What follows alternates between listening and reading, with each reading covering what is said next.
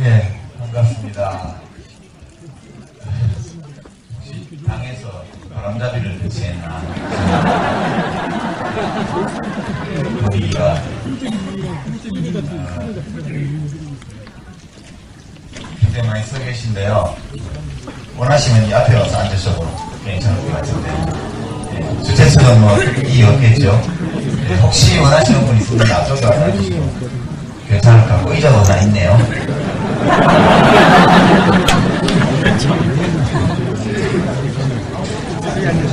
네, 반갑습니다.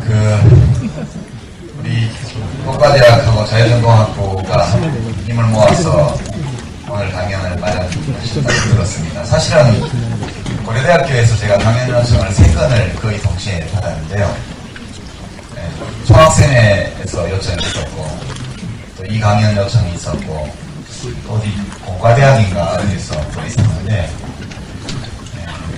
어느 걸 먼저 어느 거를 해야 될지를 도저히 판단할 수 있는 객관적인 정의로운 잣대가 없어서 선착순으로 하기로 했어요. 저희가 제일 먼저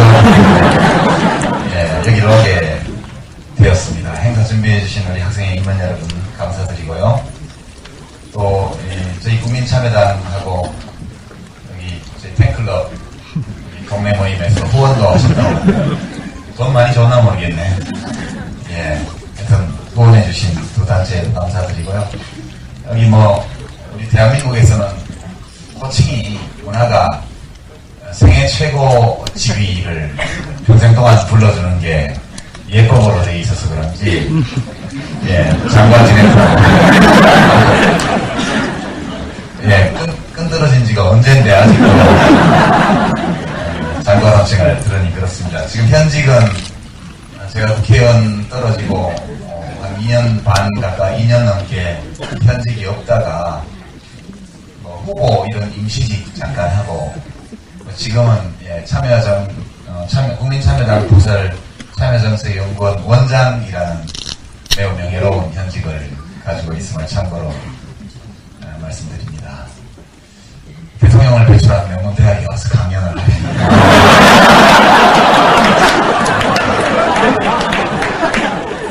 굉장히 긴장되고요. 네, 그리고 또 온 국민이 좋아하는 연하님을 배출한, 연하님은 배출한 게 아니고 이제 우리 연하씨는 다 커가지고 이 학교에 들어온 거죠. 예, 고려대학교의 명예를 빛나게 한 입학생으로 저는 알고 있습니다. 법과 정의라는 주제로 오늘 여러분께 1시간 한 50분 정도 말씀드리고요. 그리고 질의응답도 이야기하고 나면 꼭 비판할 게 있으니까 여러분이 또 비판해 주시고 되면 그거에 대한 말씀도 좀 드리는 시간 가지고, 혹시 만에 하나 원하시는 분이 계시다면 사인 같은 거 하겠습니다. 이제 법과대학에서 이제 요청한 강연이고, 또 주제도 법과 정의 그렇게 돼 있어서 제가 좀 사실 법을 제대로 공부한 사람도 아니고, 전문 지식이 있는 사람도 아니고, 그래서 사실 좀 이 주제를 정해놓고 난감하기도 합니다만, 법은 상식의 최소한이다 그런 말도 있기 때문에 상식의 관점에서 법과 정의라는 오늘날 많은 국민들의 관심을 끌고 있는 이 문제에 대한 저희 평소의 고민, 생각 이런 것들을 여러분께 말씀드리고자 합니다. 오늘 이 강연 시간이 귀한 시간을 여러분들이 내셔서 이렇게 늦은 시각 오셨는데, 우선 제가 5분 지각해서 굉장히 죄송하다는 말씀 드리고요. 순전히 이것은 제 잘못이 아니고 국가교통정책이 잘못돼요. 도로공사 책임이 서울시 책임, 그 점을 다 알면서 늦게 출발한 것이 저희 잘못이고요. 여러분들 이 시간이 함께 이 문제에 대해서 한번 생각해 볼 거리를 서로 나누고, 무슨 제가 여러분께 어떤 결론을 드리려는 것도 아니고, 또 어떤 결론을, 저희 결론을 말씀드리는 것이 꼭 좋은 것도 아니고, 이제 이 문제는 인류 역사가 지속되는 한 영원히 최종적인 해결책이 없는 문제라고 생각하기 때문에 함께 이 주제에 관한 평소의 생각을 조금 더 심도 있게 발전시켜보는 그런 계기로 이렇게 삼을 수 있었으면 좋겠다는 소망을 먼저 말씀드립니다. 초등학교 시절로 잠깐 초등학교 시절로 돌아가서요. 제가 초등학교 다닐 때는 집에 피아노 있는 사람, 차가용 있는 사람 이거 손 들어가지고 가정환경조사를 했는데 요즘 그런 거 안 하죠. 제가 질문 하나 던질 테니까요. 여러분들 소신껏 손을 들어보시는데 서로 눈치가 보일지 모르니까 눈을 감고 한번 손을 한국 사회는 도대체 얼마나 정의로운가 이 질문입니다.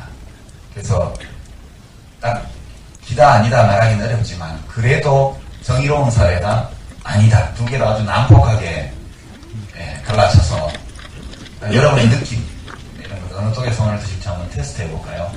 다 같이 눈을 감고 저만 눈을 뜨겠습니다. 다 봅니다. 누가 떴는지. 대한민국 사회는 정의로운 사회다. 손 한번 들어보시죠. 대한민국 사회는 정의롭지 않은 사회다. 내주십시오. 이 나라의 미래가 굉장히 정의롭지 않다고 손을 든 학생들이 한 10배쯤 많았던 것 같습니다. 그렇게 생각하는 이유가 다 있겠죠. 사람마다 다 다를 겁니다. 그리고 우리 사회가 그래도 대체로 정의로운 사회다 이렇게 손을 드시는 학생들도 꽤 있는데 학생들뿐만 아니라 시민들도 그 얘기 함께 하고 계신데요. 또 그 판단에도 일정한 합당한 근거가 있을 것으로 저는 생각합니다. 정의라는 것은 분명히 있죠. 실제 있는 겁니다. 있는데 이제 잘 만져지지가 않고 어떤 형태로 우리 눈에 잘 보이지가 않습니다. 유식한 말로 invisible, 인텔렉트로 얘기를 합니다. 만질 수도 없고 눈으로 볼 수도 없습니다. 그러나 분명히 실체는 있죠. 우리에게는 그런 게 많습니다. 예컨대 재능, 지성 이런 것도 있죠. 있지만 손으로 만질 수 없고 눈으로 확인할 수 없기 때문에 그것을 측정하는 데는 굉장히 어려움이 있습니다. 그래서 뭐 IQ 테스트 이런 게 나온 이유가 또는 뭐 입학시험 볼 때 수능 점수 이런 것들이 어떤 사람의 지성의 수준, 지식의 수준, 교양의 수준 또는 재능의 수준 인지적 능력이라는 것이 있긴 있는데 사람마다 차이가 있는데 볼 수 없고 만질 수 없기 때문에 대신 어떤 도구를 개발해서 그걸로 측정을 해보는 것이죠. 원래는 몸무게 이런 것도 분명히 있는 거지만 이렇게 들어봐서는 간접적으로만 느낄 수 있을 따름이죠. 저울을 발명함으로써 우리는 몸무게에 관한 정확한 인덱스를 확보하게 됩니다. 그런 것처럼 정의에 관해서도 어떤 지표가 있을 수 있죠. 인덱스를 만들 수도 있습니다. 그런 인덱스 중에 하나가 우리들의 직관을 계량화하는 것. 예를 들어서 전체 국민 가운데 우리 사회가 정의로운 사회다 이렇게 해서 yes 하는 사람의 비율로 어떤 사회가 어느 정도 정의로우냐를 측정할 수도 있겠습니다. 근데 오늘 이 강의실에 모인 분들이 좀 유별난 분들이라서 그런지 모르겠는데 여러분들의 거수를 인덱스로 만들어 보면 되게 한국 사회의 정의 실현 정도는 되게 10% 미만이다. 오늘 강의실 분위기는 그런 것 같습니다. 되게 이제 이런 문제에 대해서 관심을 많이 가진 분들은 평소에 이 정의에 대해서 뭐가 좀 부족하다고 느끼는 분들이 많을 가능성이 있습니다. 그렇죠? 자기에게 충분한 것은 별로 사람들이 갈구하지 않아요. 인간은 누구나 자기에게 좀 부족하다고 느끼는 것에 집착하는 경향이 있습니다. 현 정부의 공정사회 실현도 그런 것 중에 하나라고 봐야죠. 법과 정의의 관계에 대해서는 매우 명료한 그런 언어적인 설명이 가능합니다. 우리말에는 이게 전혀 별개인데요. 법, 정의, 뭐 한글로 쓰고 다르고 한자로 쓰고 다르고 다 이게 이제 밖에서 들어온 개념어이기 때문에 되게 원래 우리말이 있긴 한데 그런 우리말 대신에 번역된 말들이 사용됩니다. 제가 독일서 유학을 한 5년 했는데요. 우리 법과대학 학생들은 공부하면서 독일어 단어를 많이 접하죠. 법학에 대해서 있어서는 독일이 상당히 일찍 발달한 나라고, 우리나라 법 체계가 이른바 대륙법 체계라고 해서 일본을 거쳐서 들어온 독일법의 체계가 우리나라 법학 또 법 체계에 많은 영향을 미쳤습니다. 독일어를 보면 법과 정의의 관계가 매우 명료하게 드러납니다. 칠판이 없어서 쓸 수가 없는데, 있구나. 독일어에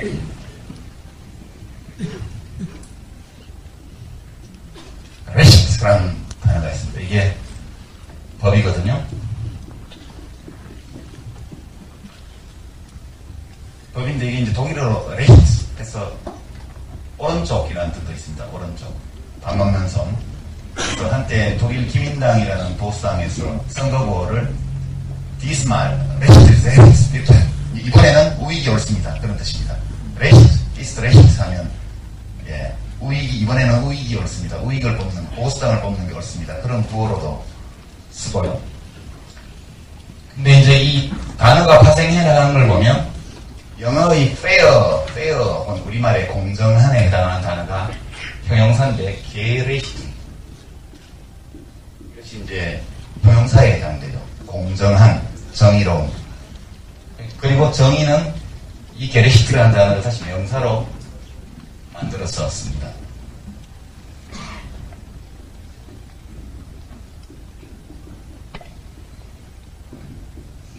게레시트시카요. 참, 이게 정의죠, 정의. 이게 법과 정의가 같은 어원을 가지고 있고, 독일어의 경우에는 정의라는 단어가 법이라는 단어에서 파생되어서 생겼습니다. 이 말은 법이 곧 정의라는 뜻이죠. 언어적으로 보면. 그래서 이제 이런 이제 언어의 발생사를 가만히 보면 결국 법이라는 것이 사람들에게 받아들여질 때 어떤 존재로 받아들이냐면 정의를 실현하는 수단으로 법이 받아들여진 겁니다. 그러니까 정의라는 단어에서 법이라는 단어가 파생되어 나온 것이 아니고 거꾸로의 과정이죠. 법이 먼저 있고 정의라는 관념은 나중에 생긴 것이다. 그렇게 볼 수 있습니다. 외국어 써내고 하면 골치 아프죠. 이제부터는 좀 몇 가지 재미있는 법언, 그러니까 법과 정의의 관계에 대한 속담, 라틴어 경구, 혹은 뭐 어떤 철학자가 이야기한 그런 법언, 이런 것들 몇 가지를 좀 소개하면서 법과 정의에 대해서 사람들이 지금까지 지난 수천 년 혹은 만년, 1만 년 가까운 문명의 발생 이후 전개된 인류 역사에서 법과 정의에 대해서 사람들이 어떻게 생각했는지를 좀 알아보도록 하겠습니다. 몇천 년 전에 이 문제에 대해서 고민했던 사람들의 고민과 지금 법과 정의의 관계에 대해서 고민하는 우리들의 상황이 그리 근본적으로 다른 것은 아니다. 이렇게 느낄 수 있습니다. 이 법언들을 보면 제일 먼저 소개하는 것이 정의는 강자의 이익이다. 또는 법은 강자의 이익이다. 이런 유명한 말이죠. 누가 한 말이냐면 실제 이 사람이 이 말을 했는지는 모르겠어요. 트리시마코스라는 아테네 철학자의 말입니다. 기원전 5세기니까 지금으로부터 2500년 전에 살았던 사람이 한 말입니다. 정의는 강자의 이익이다. 이 말이 소개된 것은 플라톤이라는 철학자가 대화체로 소크라테스와 철학자들의 대화 형식으로 많은 글을 남겼죠. 그 당시 그리스 도시국가에서 아테네나 알렉산드리아의 중심으로 해서 많은 철학자들이 굉장히 많은 문학작품과 철학작품을 남겼는데 알렉산드리아 대도서관이 침략으로 불타고 나서 이게 다 없어졌습니다. 제목만 남아있는 경우가 많고 그 중에 일부가 아랍인들이 마케도니아에 쳐들어와서 알렉산드리아를 점령하면서 도서관을 불태우고 그 과정에서 일정한 양의 문서를 강탈해서 아랍권으로 가지고 가서 그걸 아랍어로 번역을 합니다. 아랍말로 번역된 수학책, 철학책, 문학책 이런 것들이 르네상스 시대에 와서 다시 유럽어로 재번역이 되어서 문예부흥 또는 인본주의 세상을 꽃피우는 데 아주 큰 역할을 합니다. 2000년 후에 그런 일이 벌어지죠. 이때 살았던 트리시마코스라는 사람의 말인데 이것이 플라톤이 쓴 대화라는 책 국가편에 인용되어 있습니다. 여기 인용에서는 소크라테스가 아주 이 트리시마코스를 박살을 내는 그런 대화의 내용입니다. 그러니까 소크라테스는 플라톤의 선생님이니까 플라톤이 이걸 기록할 때 당연히 소크라테스 입장에서 기록했으니까 이 트리시마코스는 굉장히 궤변론자인 것처럼 그렇게 보입니다.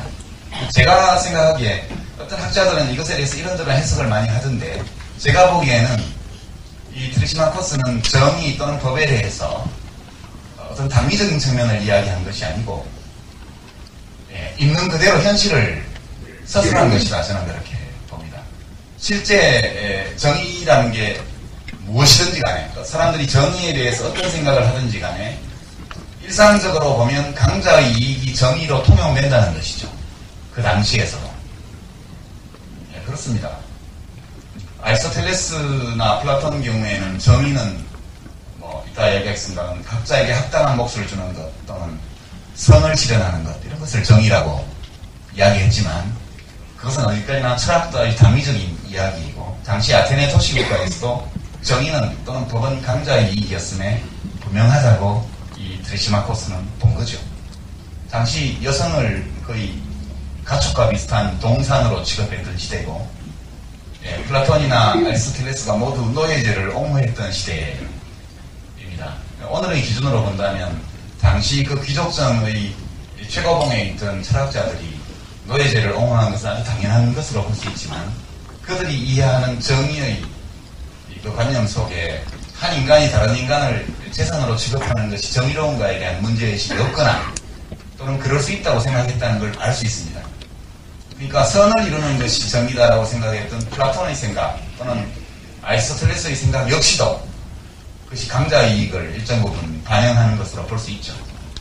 저는 점수를 준다면 플라톤보다는 또는 소크라테스나 아리스토텔레스보다는 학자로서 실사구시적으로 있는 그대로 현실을 관찰한 점에서는 트리시마코스에게 점수를 한 점 더 주고 싶다 그렇게 생각합니다. 이런 류의 생각, 정의는 강자의 이익이다 또는 법은 강자의 이익을 지키기 위한 것이다 이런 생각은 뿌리 깊게 지금까지 존속해 오고 있습니다. 여러분 아시는 동양사상에서 이사, 상한과 같은 그런 지식인들에게서 대표되었던 법가 사상 잘 아시죠? 법가 다 통하는 얘기고요. 누구 말인지 모르겠는데 이런 말도 있습니다. 제가 옛날에 어렸을 때 읽었던 어느 책에서 본 기억이 나는데 누구 책이었는지 모르겠어요. 그래서 작자미산의 법안인데요. 법은 조심하지 않는 자의 함정이다. 그런 말도 있습니다. 또는 역시 누가 한 말인지 모르겠지만 제 기억에 남아있는 말인데 법은 큰 고기만 빠져나가는 촘촘한 그물이다. 원래 법이 촘촘하면 큰 고기는 걸리고 작은 고기는 빠져나가야죠. 그게 상식입니다. 그런데 이 법이라는 그물은 그물포가 굉장히 촘촘한데 큰 고기는 다 빠져나가고 잔챙이만 걸리게 돼 있는 그물이라는 거죠. 이게 전부 법은 또는 정의는 강자의 이익이라고 이야기한 트리시마코스의 말과 상통하는 법원들입니다. 조금 더 이제 희망적인 데로 나가볼까요? 이 말은 제가 원래 만화책에서 봤던 겁니다. 초등학교 한 5학년 때쯤 무협지 만화를 봤는데 굉장히 억울하게 싸구를 잃고 부모님이 악당의 손에 죽고 사파의 손에 죽고 그리고 자신도 목숨이 괴로워져서 낭떠러지로 떨어졌다가 소나무에 걸리고 어느 도산이고 있고 물리고 빨래하고 하는 것에 비결을 점수받아가지고 이 강호의 새로운 강자로 떠오르면서 사파를 정벌하고 다니는 그런 무협지. 우리 남학생들은 다 알죠? 예. 그때는 뭐 이렇게 외설적인 그런 장면이 없는 아주 순수한 무협지가 유행할 때인데 만화로 무협지를 봤는데요. 주인공이 강호에 나타나서 한동안 응대하면서 무술을 익힌 것 같아 나타나서 사파들을 다 정벌합니다. 완전히 박살내고 혼자 펴펴히 강호를 떠나면서 이제 은퇴를 하면서 마지막 말을 남깁니다. 이 말이죠. 힘없는 정의는 무기력이요. 힘없는 정의는 무기력이요. 정의 없는 힘은 폭력이다. 어린 마음에 너무 감동적이었어요. 그래서 그 만화가 굉장히 훌륭한 분으로 저는 마음속에 남고 있었는데 이게 나중에 알고 봤더니 볼테르가 책에서 인용해서 굉장히 유명해진 말이고요. 근데 전 볼테르의 말인 줄 알고 한동안 있었는데 다시 찾아보다 보니까 이것이 철학자 파스칼의 말이더군요. 파스칼도 누가 한 말을 옮겼는지 모르겠지만 여하튼 파스칼이 한 말로 현재까지 제가 추적한 바로는 최초에 이 말을 한 사람은 파스칼로 알고 있습니다. 힘없는 정의는 무기력이고 정의 없는 힘은 폭력이다. 그런 뜻입니다. 법에 대해서 좀 더 전향적인 그런 또는 정의에 대한 전향적인 해석을 한 겁니다. 법이 필연적으로 강자이익이 되는 것이 아니고 법이 때로 정의를 실현하는 수단이 될 수도 있다는 거죠. 권력이, 법이. 그런 점에서 보면 양쪽 다 가능성을 두고 있는 그런 말이고 이게 되게 계몽주의 시대 이후의 철학자들의 말인 걸 보면 그 노예제가 있던 고대 그리스와는 달리 이미 인간중심주의 또는 인본주의 또는 휴머니즘의 어떤 세례를 받아서 인간중심주의적인 그런 역사 해석, 사회에 대한 해석 이런 것들이 대세를 형성하고 있던 시대에 철학자들이었기 때문에 이런 일을 할 수 있었던 것은 아닐까 보고요. 또 이것도 누가 한 말인지 제가 모르는데 법은 상식의 최소한이다. 해석하면 법이 상식과 양식을 완전히 일탈해서 법이 오랫동안 존재할 수는 없다. 그런 뜻이었습니다. 그 다음에 라틴어 법원이라고 하는데요. 이것은 제가 처음 접한 것은 4.19 혁명의 역사를 공부하다가 1960년도 이제 동숭동에 서울법대가 있었을 때 동숭동인가 서울 시내 서울법대가 있을 때 그 법대에 걸려있던 자유의 종이라는 종이 있었는데 요즘 다시 복원해서 신림동에 있는 관악 캠퍼스에도 걸어놨다고 하더라고요. 거기 써있는 문구입니다. 하늘이 무너져도 정의를 세워라. 하늘이 무너져도 정의를 세워라. 이게 서울법대의 모토였던가 봅니다. 고려대 법대도 비슷한 거 있지 않나요? 또는 검사들이 신봉하는 모토라고도 하던데 소문으로는 그래서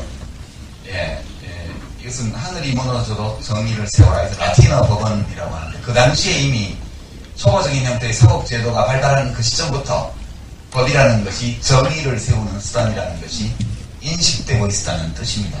이렇게 보면 법에 대해서 법이 강자이익을 실현하는 정의롭지 못한 어떤 도구다라는 생각, 또 법은 강자이익을 지키는 도구가 될 수도 있으나 또는 정의를 실현하는 도구가 될 수도 있다는 생각, 또는 더 당위적으로 밀고 나가서 법이 반드시 정의를 세우는 수단이 되게 하라라는 적극적인 의지, 이런 생각들이 한꺼번에 다 존재했다는 것을 알 수 있죠. 모든 시대에 법과 정의에 대한 이런 관념들이 동시에 존재했을 것이다. 저는 그렇게 생각합니다. 지금도 마찬가지라고 보죠. 지금도 법에 대해서 서로 다른 해석, 관점, 철학이 있다고 저는 생각합니다. 그래서 오늘날 이 법과 정의의 관계에 대한 이런 상반되는 여러 생각들이 어떻게 나타나고 있는가, 이것을 좀 살펴보겠습니다. 시간을 제거하면서 해야 되니까. 서론 부분에서 시간을 벌써 너무 많이 썼네요. 조금 진도를 빨리 해보겠습니다. 요즘은 이제 이 법, 정의 관계와 관련해서 법치주의라는 말이 굉장히 유행합니다. 대통령부터 장관, 검찰총장 등등까지 다 등장해서 법치를 역설하면서 국민들 보고 법 지키라고 하고 안 지키면 재미없어, 그렇게 이야기하죠. 최근 몇 년간처럼 국가 권력을 장악하고 있는 사람들이 법치에 대해서 이야기한 적이 별로 근자에 없는 것 같아요. 제가 여러분 나이였을 때 박정희 대통령이 계시고 또 전두환 각하께서 나라를 운영하고 계실 때 참 많이 들었던 이야기입니다. 법치가 곧 민주주의다. 그런데 정권교체가 이루어지고 김대중 대통령이 되시는 후부터 한 10년 동안은 별로 그런 말을 하는 관리들을 못 봤습니다. 그러다가 지난 2008년도부터 갑자기 텔레비전 뉴스 화면에 법치가 서지 않으면 민주주의가 없다. 법치가 없으면 선진국이 될 수 없다. 법치가 가장 중요하다. 무슨 대가를 치르더라도 꼭 법치를 세우겠다. 이런 말들이 엄청나게 유행하고 있습니다. 여러분 이런 말을 들으면 겁이 납니까? 겁과 10까지는 안 나오면 기분이 좋지는 않죠. 예. 이분들에게 꼭 들려주고 싶은 이야기인데요. 예. 노예제도 뭐 받아들이고, 남자와 여자 사이에는 근원적으로 불평등 관계가 있고, 예. 여자는 남자한테 복종해야 된다는 것을 당연하게 여기던 시대의 플라톤, 철학자인 플라톤이 예, 법과 정부의 관계에 대해서 한 얘기인데요. 이것은 플라톤이 쓴 법률이라는 책 속에 있습니다. The Law. 예. 법이 정부의 주인이고 정부가 법의 노예라면, 법이 정부의 주인이고 정부가 법의 노예라면 인간은 신이 국가에 퍼붓는 축복을 만끽할 것이다.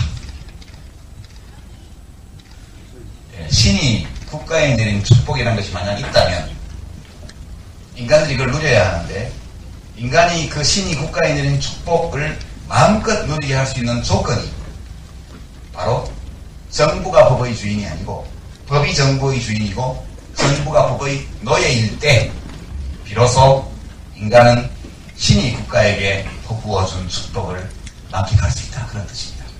반대로 해석하면 정부가 법의 주인이 되어 있는 한 인간은 국가의 축복을 누릴 수 없다는 뜻이 됩니다. 제가 지금까지 읽어본 책들 중에서 이 법과 국가 권력 또는 정부의 관계에 대해서 또는 정의 이런 문제들에 대해서 가장 명료하게 법치주의의 기본 원리를 이야기해 놓은 것이 플라톤의 이 말이 아닐까 저는 그렇게 생각합니다.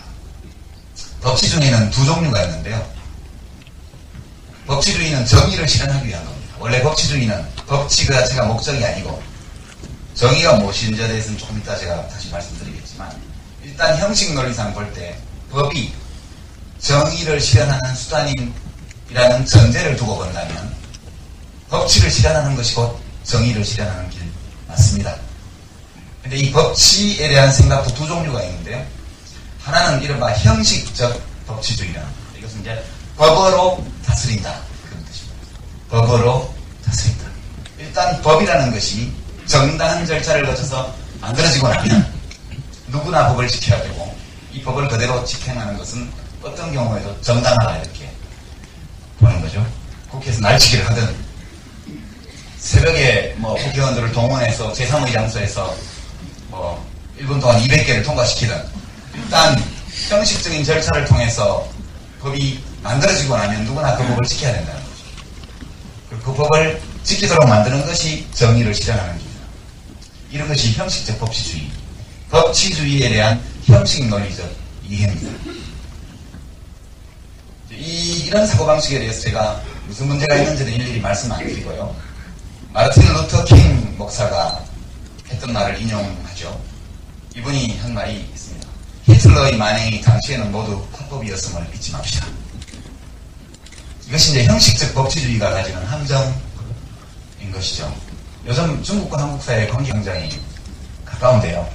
제가 90년대 중반에 독일 유학 시절에 한 번은 독일 수도, 그 당시 수도 보온에서 제가 장학금을 받던 재단에 장학생들이 모여서 1년에 2차례씩 일주일 동안 같이 살면서 국제 세미나를 하곤 했는데, 그때 중국이 주제로 돼 있던 세미나에서 갔더니 한 30명의 참석자 중에 중국 학생이 13명 되더군요. 예, 일본 학생은 없었고 한국 학생이 한 5명 정도 있었는데, 그 책임자한테 물어봤습니다. 왜 일본 학생이 없냐? 동아시아가 주제인데. 그랬더니 그 사람이 하는 말이, 한국, 중국, 일본 학생들을 한 자리에 모아놓고 동아시아 문제를 논하면 무슨 일이 벌어지는지 우리는 못 알아. 예, 중국 학생과 한국 학생들이 착당해서 일본 학생들을 완다시킨다는 거죠. 그래서 일본 학생들은 초대를 하나도 안 했다. 그렇게 얘기했어요. 그때 세미나를 하면서 제가 느낀 건데, 그 당시, 지금은 어떤지 모르겠는데, 지금 중국 정부는 지금도 마찬가지죠. 중국 정부의 모든 입장, 최근에 노벨 평화상을 받은 이름 뭐죠? 예, 뭐 이름이 좀 어려워서 가물가물한데, 예, 그분의 노벨상 수여에 대해서 굉장히 비난을 하고, 모든 것이 중국 법에 따라서 이루어진 합법적인 것이라고 강조했죠. 형식적 법치주의론. 히틀러가 했던 모든 일들이 다 합법적인 것이었다는 그 사례가 뭘까? 600만 명의 유대인들을 죽였습니다. 가스실에서 대량 학살하는 게 제일 많았죠. 이것이 불법적인 행위가 아니었어요. 그 당시 독일은 그 일을 하기 위해서 먼저 법을 만들었습니다. 안락사에 관한 법률. 안락사에 관한 법률. 먼저 안락사에 관한 법률을 만들었고, 그 안락사에 관한 법률에 의거해서 유대인들을 죽이기 이전에 집시, 중환자, 동성애자 이런 사람들을 가스실에 넣고 먼저 죽였습니다. 거기서 시운전을 해본 다음에 대량 생산 시스템, 대량 학살 시스템으로 가동하기 시작한 게 1940년대 좀 들어서 시간 지나고 나서 2차 대전 말기로 가면서 유대인들을 대량 학살하기 시작하죠. 그것은 공장과 같은 시스템이었습니다. 그러니까 사람을 잡아와서 모든 재산을 다 빼앗고 옷을 다 벗긴 다음에 그 다음에 가스실에서 죽이고 그 사람의 신체 속에서 돈이 될 만한 것들은 다 뽑아내고 그리고 시신은 화장 태워버리거나 걸어물어 쓰거나 그렇게 해서 600만 명을 유대인만 600만 명을 죽였습니다. 이것이 합법적인 행위였다는 거죠. 형식적 법치주의의 제일 큰 함정은 이겁니다. 정당성을 확보하지 못한 법이라 할지라도 그 법을 지켜야 된다는 생각이죠. 그 법을 집행해야 된다.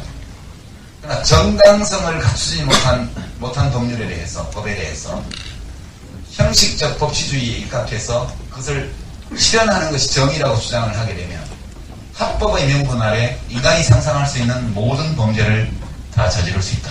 저는 그렇게 생각합니다. 대한민국은 히틀러에 비하면 어떤 분들은 박정희 대통령을 히틀러에 비하기도 하지만 정도의 차이가 있죠.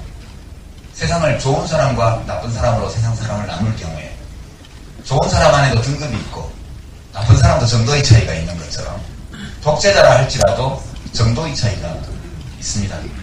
그러니까 어떤 독재자는 골목길에 사람을 세워놓고 그냥 총살 죽이는 독재자가 있는가 하면 어떤 사람은 그래도 법원으로 끌고 가서 형식적 재판이라 한 다음에 교도소 사형장에서 목을 매다는 독재자도 있죠. 정도 차이가 있습니다.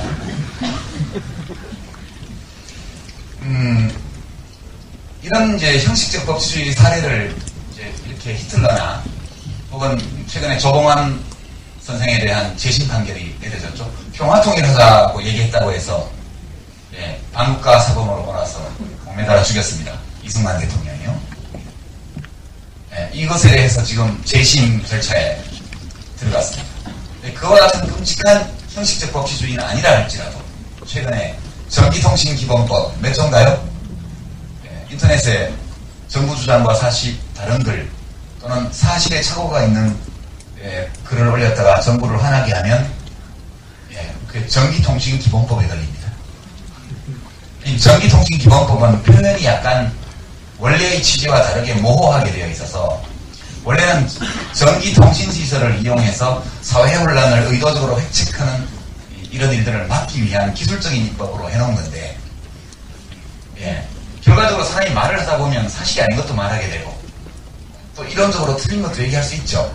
근데 그런 것을 처벌하는 법으로 지금 사용되고 있습니다. 검사들이나 판사들이 보기에는 이 전기통신기본법이라는 법조항이 있기 때문에 그걸 적용해서 처벌하는 것이 정의의 실현이다 이렇게 생각할지 모르겠지만 전기통신기본법의 정당성을 확보해준 법 논리는 그것과는 전혀 무관한 겁니다.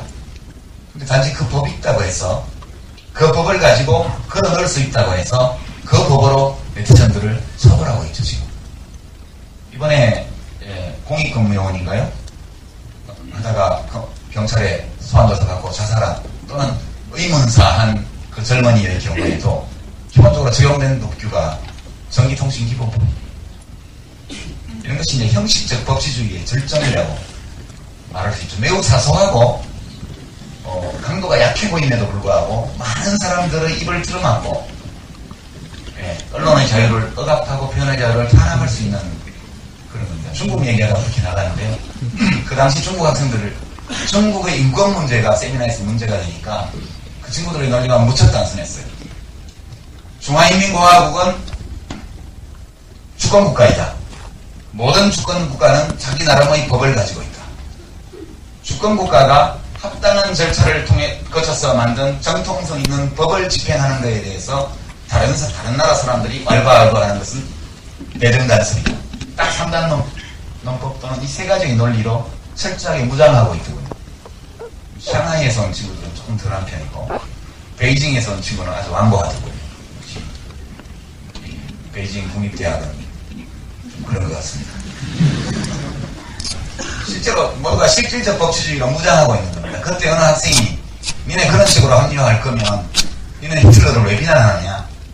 히틀러가 했던 모든 일들은 전부 법에 따라 한 것이다. 이렇게 반박하던 것을 봤던 기억이 납니다. 지금 우리 정부 또는 그 이전의 10년 동안 집권했던 이른바 민주정부에서도 이런 사고방식이 있었습니다. 형식적 법치주의. 법의 정당성을 따져 묻기에 앞서서 일단 있는 법이기 때문에 적용해야 된다고 주장하는 이런 견해들이 있었죠. 그러나 지금은 이것이 지배적 견해가 된 것 같습니다. 우리 정부에. 그런 점에서 대통령께서 고대 법대를 나오셨더라면 좀 나았지 않았을까. 근데 고대 법대 나오신 국회의원들도 하는 거 보면 별로 다르지 않은 것 같고요. 법치주의의 다른 관점이 실질적 법치주의라는 건데요. 만약 형식적 법치주의라는 것을 법으로 다스린다 이런 관념으로 해석한다면 실질적 법치주의는 법이 다스리게 하는 겁니다. 법이 다스리기. 혹은 법에 따라 다스리는 겁니다. 이때 법에 따라 다스린다는 것은 이 법이 합법성을 가지고 있을 뿐만 아니라 그 제정 과정에서 또는 운영 과정에서 합법적일 뿐만 아니라 정당성을 확보하고 있어야 된다. 그런 뜻입니다. 그러니까 악법도 법이다 라고 하는 것은 다분히 형식적 법치주의 논리, 실질적 법치주의의 논리에 따르면 악법은 고쳐야 된다. 이게 이제 악법이 있다는 것은 정당한 법, 좋은 법으로 바꿔야 된다는 것이 실질적 법치주의 관점입니다. 그러면 법의 정당성을 묻지 않고 법을 집행하는 것을 정의로 여긴다면, 그죠? 그런다면 세상이 어떻게 될까? 좀 과거로 좀 다시 돌아가 보죠. 국가보안법이 폐지가 되지 않고 지금까지 왔습니다. 어떤 분들은 노무현 대통령께서 이 법을 못 없앤 거에 대해서 아주 비판을 하면서 그렇게 하고 지금도 그렇게 하고 있죠. 근데 법은 대통령이 없앨 수 있는 게 아니잖아요. 당시에 박물관으로 보내야 된다 이렇게 명료하게 얘기했지만 당시 과반수를 가지고 있던 집권당에서 하지 못했죠. 야당이 당시 한나라당이 점거 의회를 국회의사당을 점거하고 이렇게 하고 있었기 때문에 경위권을 발동해서 끌어내고 탄핵할 때처럼 통과를 시켰으면 됐을 겁니다. 원래 국가보안법은 반공법, 국가보안법 다 그런 식으로 만들어진 법이거든요. 만들 때부터 야당 의원들이 반대 농성을 하고 그것을 경위들을 시켜서 끌어낸 다음에 처리한 법들입니다. 원래 만들어질 때. 없어질 때도 당연히 같은 절차에 의해서 없어지는 게 이 국가보안법의 문제를 보면 이른바 형식적 법치주의와 실질적 법치주의의 차이를 금방 알 수 있습니다. 여러분들은 어떻게 생각하세요? 틀린 의견을 말하는 사람에게 합당한 벌 뭘까요? 감옥에 가두는 것? 감옥에 가두면 그 사람의 생각이 바뀝니까? 틀린 생각을 말하는 사람에 대한 좋은 대응은 올바른 생각을 이야기해 주는 것이죠. 그렇습니다. 공부를 잘 못하는 학생을 두들겨 패는 것이 적절한 해법이 아닌 것처럼 공부를 잘 못하는 학생은 공부를 더 잘 가르치셔야죠.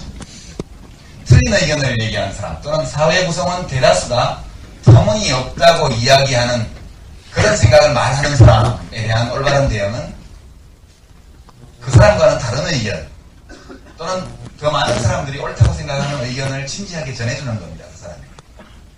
그렇게 해야 생각이 바뀌죠.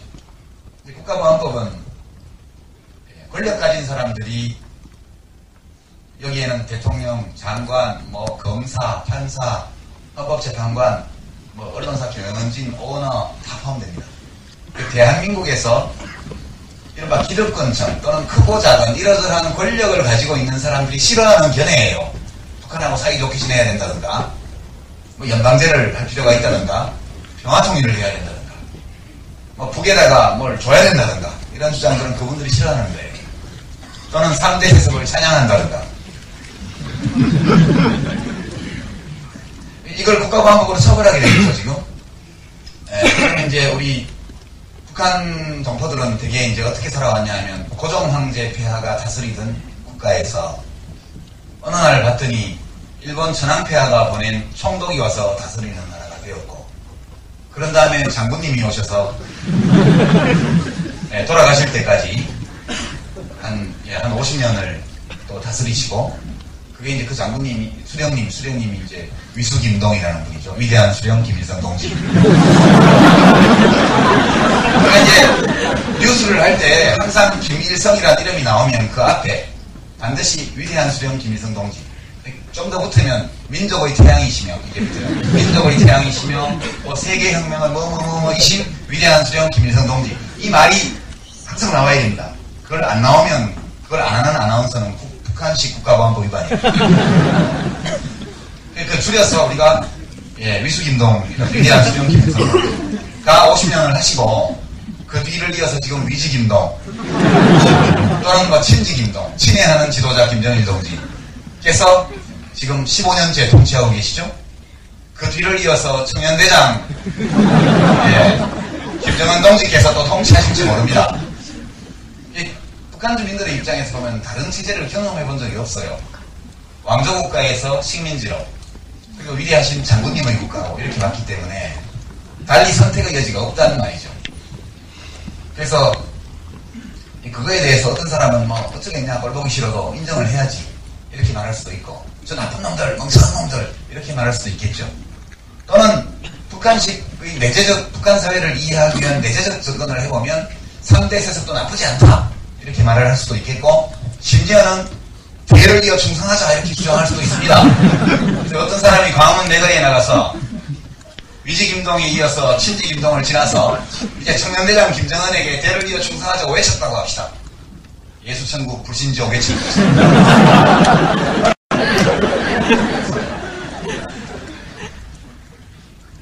우리가 예수천국 불신지옥이라고 외치고 다닐 때 그분에 대해서 뭘 합니까? 자기가 그런 행동이 옳지 않다고 생각을 해도 예 알겠습니다 라고 지나가거나, 조금 더 여유가 있는 분들은 꼭 그렇게만 생각하지 마시고요 라고 토론을 해볼 수 있습니다. 그러나 우리나라가 기독교 신도가 뭐 5%밖에 안 된다고 해서 그렇게 가정한다 할지라도 그 사람이 그렇게 전철역 앞에 떠들고 다닌다고 해서 감옥에 잡아다 두는 것은 옳은 해법이 아니죠. 그런 것처럼 대를 이어 충성하자고 어떤 사람이 광화문에 외치다 할지라도 그 사람을 감옥에 집어넣어서 그 사람 생각을 고칠 수는 없죠. 제가 보기엔 누가 그렇게 외친다면 사람들이 이제 피켓 하나 만들어서 대를 이어 충성하자, 김정은 청년대장 만세, 그렇게 광화문에 사고 있다고 칩시다. 검사가 바로 잡아다겠죠. 뭐하러 잡아가냐는 거예요. 이렇게 얘기하면 정치하는 사람이 친북, 찬양공산동을 흔들었다 이렇게 얘기할 수 없겠죠. 그 사람을 잡아가두는 것은 국가 예산만 낭비하는 것이 아무 도움이 안 돼요. 그죠? 그 사람에 대한 우리들의 올바른 대응은 국가라는 것이 무엇이며, 정의가 무엇이며, 국가의 리더십이라는 것은 어떻게 형성되어야 되는가에 대해서 대화를 할 수 있겠죠.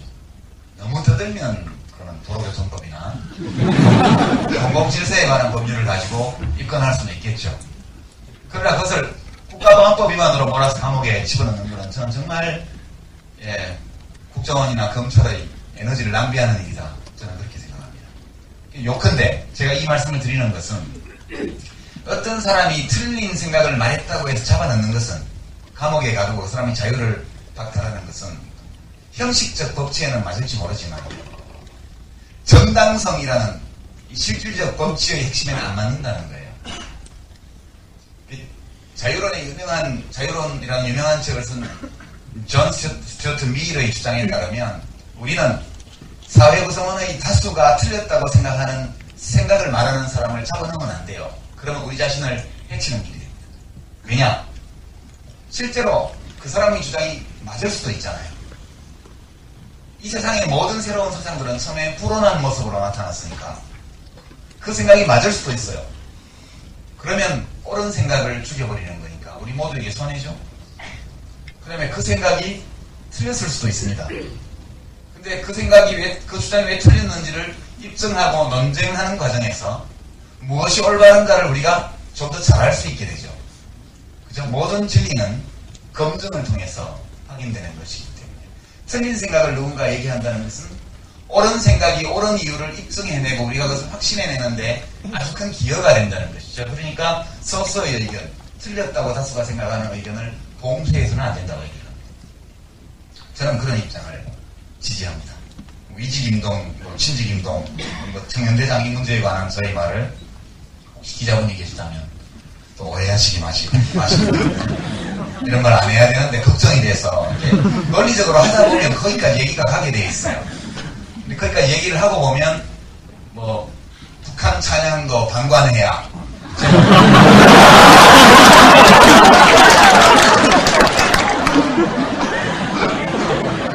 김정은 찬양도 용납해야 이런 제목으로 신문 일면에 보도되면 저 머리 아픕니다. 제발 그렇게 안 해주시기 바라고요. 자, 이제 제 강연이 이제 막바지로 들어가는데요. 그럼 도대체 정당성이라는 것은 그 법이 정의를 실현하는 수단으로 인정받을 때 생기는 겁니다. 도대체 정의란 뭐냐? 최종적으로 법과 정의의 관계에 대한 마지막 단락으로 지금 들어갑니다. 우리 모두에게는 정의감이라는 게 있습니다. 그렇죠? 여러분의 마음속에도 정의감이 있죠. 예컨대 용산에서 경찰이 남일당 건물 옥상을 헬기로 공격하다가 사람이 불에 타 죽었습니다.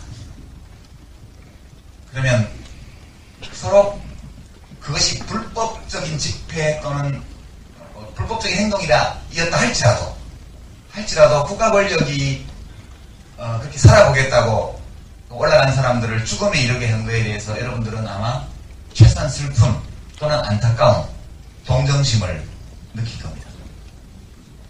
우리들의 마음속에는 직관 또는 본능의 형태로 정의감이라는 것이 들어있습니다. 정의감, 독일어로 치면 저 뒤에다가 진, 센스에 해당하는 진을 붙이면 됩니다. 게레히티카의 진 하는 게 이제 정의감인데요.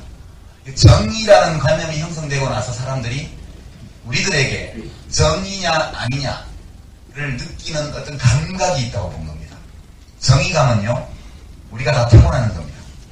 모든 사람에게 다 있는 것입니다. 어린아이에게도 있습니다. 그러니까 논리적으로 이것이 무슨 문제일까를 따져보기 전에 어떤 사태를 봤을 때, 몹시 정의롭지 못한 어떤 사태를 봤을 때 우선 기분이 나빠지거나 화가 나거나 슬퍼집니다. 왜 그럴까요? 왜 내가 기분이 나쁠까를 좀 따져봐야 무엇인가 정의가 침해되고 있다는 어떤 논리적인 결론을 얻게 됩니다. 그 논리적인 추론을 하기 이전에 이미 우리 느낌으로 와요. 이거 뭔가 잘못됐다. 그렇죠? 우리들에게는 정의감이라는 도덕적 재능 또는 사회적 본능이 있습니다. 이것은 유전정보에 해당되는 사항입니다. 이것은 학습되기도 하지만 학습 이전에 이미 있는 것이에요. 되게 우리가 학습한 내용들은 DNA 피질에 보관이 됩니다. 아시죠 다? 태어나 학습한 정보는 DNA 피질에 저장이 되고, 그리고 우리가 가지고 태어난 것, 그러니까 유전자 정보로 있는 것들은 이미 세포 수준에서 가지고 나오는 것. 저는 정의감은 우리 몸의 수십조 개의 세포 속에 이미 처음부터 들어와 있는 본능이라고 생각해요. 그리고 여러분들 이미 애들 다 키워버리신 분들은 소용이 없고요. 이제 앞으로 혼인해서 아이를 낳고 키우실 분들에게 미리 제가 어드바이스를 드립니다. 충고를. 이것이 정의감이 있느냐 없느냐가 영재를 판별하는 매우 중요한 기준 중에 하나입니다. 어떤 아이에게 어떤 재능이 있는지 없는지, 특별한 어떤 지적인 재능이 있는지를 없는지를 알아보는 첫 번째 징후가 그 아이에게 정의감이 있느냐는 겁니다. 정의감. 그러니까 왜 엄마는 그걸 하면서 나는 못하게 해 라고 대드는 아이에게 절대 화내지 마세요. 그것은 어른과 아이, 부모와 나의 똑같을 수 없는 관계를 충분히 인지하기 이전에 인간 대 인간으로 차별을 받을 때 느끼는 불만이거든요. 그래서 매우 본능적인 것입니다. 그러니까 아이들이 한 식당에 모여서 밥을 먹는데 다른 아이들은 등받이가 있는 의자를 전부 주고 한 아이만 등받이 없는 의자를 줬을 때 거기에 대해서 붕괴하는 아이가 그렇지 않은 아이보다 지적 재능이 뛰어날 가능성이 훨씬 큽니다. 아이들의 정의감을 절대 억누르지 마세요. 우리가 지적 재능을 가진 아이들을 알아볼 수 있는 첫 번째의 징후가 정의감. 또는 정의라는 관념 이전에 페어니스, 공정함, 좀 약한 개념으로 차별에 대한 반감, 이런 것들입니다. 왜 이것이 어떤 재능의 징후인지는 잘 모르겠지만, 여하튼 제가 육아를 하면서 읽어본 책들에는 그런 내용들이 많이 있었고요. 예. 첫 아이를 키울 때 알았더라면 더 좋았을 텐데, 둘째 아이 키울 때부터 알았습니다. 참고로 말씀드리고요. 그러니까 정의란 뭔가 이렇게 얘기할 때 이것은 우리에게 확 직관으로 확 오는 겁니다. 논리적으로 이것을 세우기는 쉽지는 않아요. 그러나 정의에 대해서 많은 사람들이, 철학자들이 남겼던 많은 이야기들을 총합해 볼 때 되게 정의는 두 가지 관념으로 구성된다, 이렇게 생각합니다. 첫째는 모든 사람을 동등하게 대우해야 된다. 모든 사람을 동등하게 대우해야 된다. 사람은 모두 평등하다. 모든 사람을 동등하게 대해야 된다. 칸트식으로 말하면 사람을 수단으로 대하지 말라. 사람을 목적으로 대하는 것. 이것만으로는 정의가 다 해명되지 않아요. 그러면 어떤 사람은 열심히 노력해서 사회에 뭔가 좋은 기여를 하고, 어떤 사람은 배짱이처럼 팽팽 놀기만 했는데 둘 다 똑같이 봉급을 주면 그게 정의로운 거야? 그건 아니겠죠. 두 번째 정의에 대한 관념이 능력과 기여에 따라서 각자에게 합당한 대우를 하라. 이게 두 번째 내용입니다. 두 개는 모순되죠? 모든 사람을 동등하게 대우하라고 해놓고, 동시에 더 많이 노력하고 더 큰 능력을 발휘하고 더 많은 기여를 한 사람을 우대하라. 두 개가 다 모순되는 것 같지만 이 둘을 절충하지 않으면 안 돼요. 우리들이 정의에 대한 관념 자체가 충돌하는 두 개의 생각을 내포하고 있기 때문에 이 둘 모두를 적절하게 충족하는 어떤 상태, 이것으로 우리가 가야 되는 것이죠. 그래서 법이 만약 정의를 실현하는 수단이라면, 민법의 경우에는 첫 번째 것과 관계가 좀 있습니다. 그러니까 사인 간의 어떤 분쟁에 대해서 국가가 심판자, 조정자 역할만 해주라. 다 똑같은 권리 주체로 대해주고, 두 번째 이것은 공법과 많은 관계가 있는 것 같아요. 제가 보기에는. 또는 사회법, 이런 것과 깊은 관계가 있는 것 같습니다. 그러면 대개 이제 우리가 어떻게 이걸 해석할 수 있냐 하면, 사람들에게 모두 기회를 줘라. 만약 우리들의 삶에 경쟁이 불가피하고 경쟁의 승패가 나올 수밖에 없고, 그 승패에 따라서 서로 다른 보상을 받는 것이 불가피하다 할지라도 우리들의 정의관이 정의에 대한 감각적인 또는 직관적인 어떤 사고가 요구하는 것은 일단 모두에게 기회는 줘야 될 거 아니냐. 그렇게 했죠. 그리고 반칙 못하게 해라. 공정하게 경쟁하게 해라. 그 승패가 나면 승복한다. 그러나 그 승패에 따르는 보상이 승자마저도 마음이 불편하게 만들 정도로, 또는 패자들이 절규할 정도로 차이가 크면 좀 곤란하지 않냐. 되게 저는 그렇게 해석합니다. 정의로운 사회라는 어떤 사회일까 하면 모두에게 기회를 주는 것이 첫 번째입니다. 모두에게 기회. 두 번째는 경쟁을 마음껏 하되, 사람마다 다 능력의 차이가 있고 노력하는 정도의 차이가 있으니까 어쩔 수 없이 우열이 가려지는 것은 불가피하지만 거기서 반칙 못하게 해라. 반칙하는 놈을 처벌해라.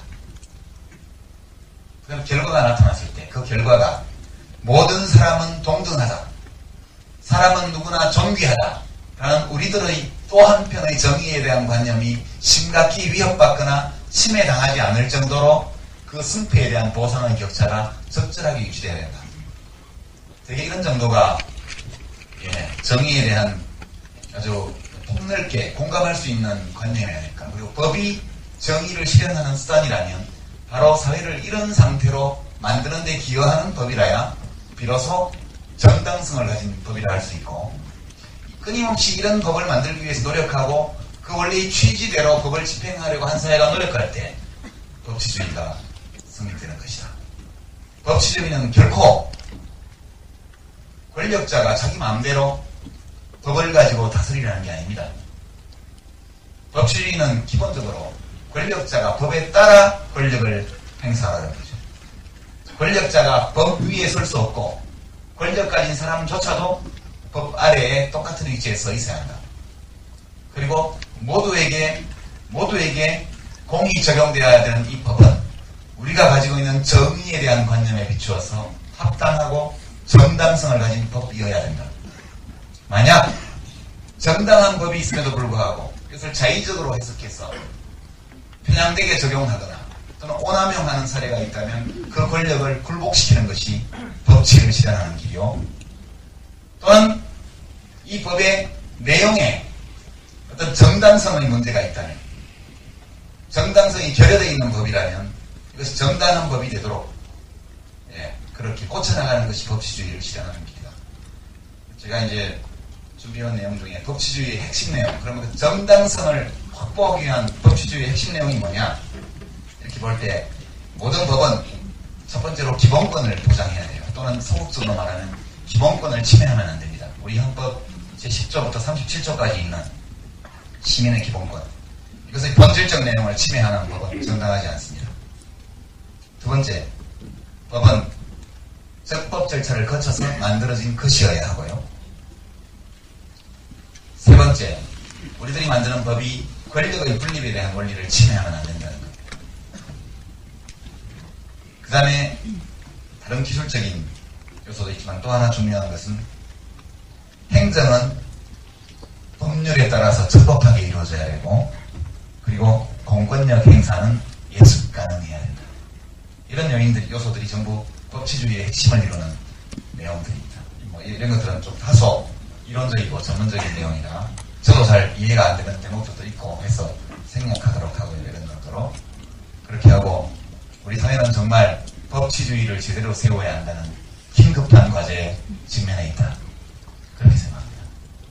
지금 법에 대한 존경심, 법에 대한 존중심, 이런 것들이 급격하게 와해되어가는 중이고, 원래 이 법치주의와 무관하게 법이 오남용, 법률 조항들이 오남용되는 사태가 너무나 많고, 그렇습니다. 그래서 법치주의 없이는 민주주의 없다. 법치주의 없이는 선진국으로 가지 못한다. 이 모든 말에 동의합니다. 그러나 이때 제가 생각하는 법치주의는 오늘날 대통령이나 법무부 장관이 생각하는 것과는 전혀 다른 측면에서 형식적 법치주의가 아니라 실질적 법치주의 관점에서 우리 사회는 정말 법이 바로 서는 사회로 가야 된다. 저는 그렇게 생각합니다. 이 마지막 대목을 보도해 주시면 대통령께서 좋아하실 것 같습니다. 이런 정도 제 강연을 마치고요. 이제 한 30분 정도 질의응답 시간을 갖도록 하겠습니다. 고맙습니다.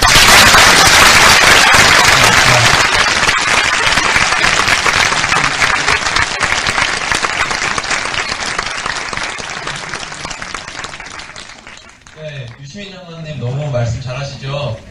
네, 너무 재밌게 어려운 내용이 머리에 쏙쏙 들어오는 것 같아요. 저희 교수님들 이렇게 말씀해 주셔서 정말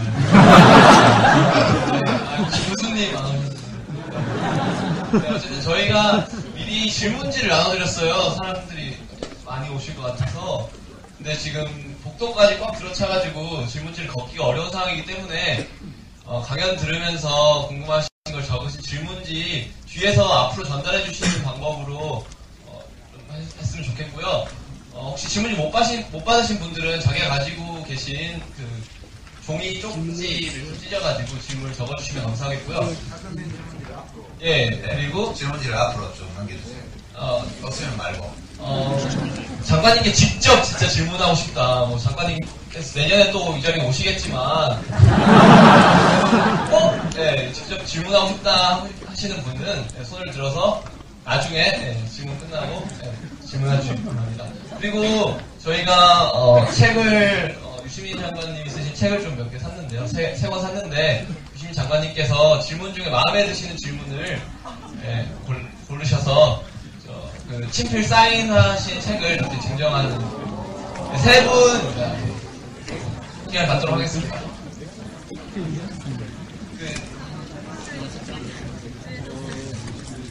집행부 식구님들께서는 좀 나와서 도와주시면 감사하겠습니다.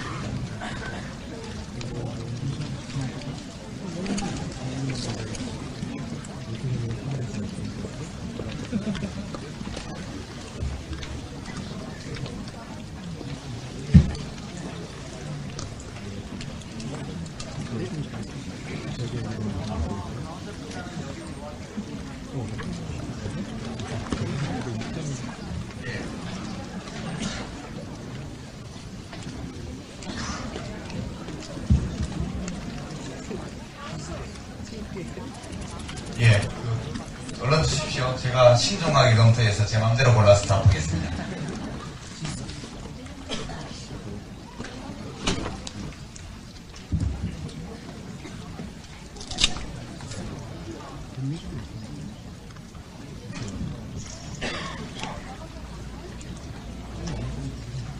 저도 좀 옷도리를 벗고 하겠습니다. 조금 덥네요.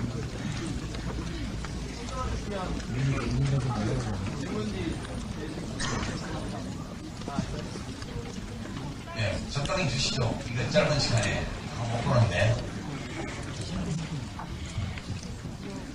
저희 오늘 질의응답으로 소화 못하는 질문지들은 돌아가서 연구원에서 좀 잘 살펴서 통계를 했어요. 학생들이 주로 어떤 점에 대해서 의문이 많은지 이런 것들을 좀 챙겨서 앞으로 반영하도록 그렇게 했습니다. 주시죠.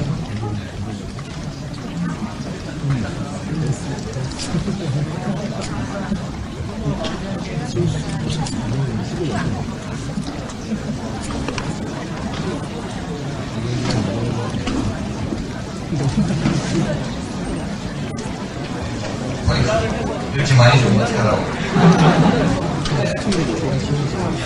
볼까요? 예. 뒤에서 전달 오는데 와서 전달 좀 해주세요.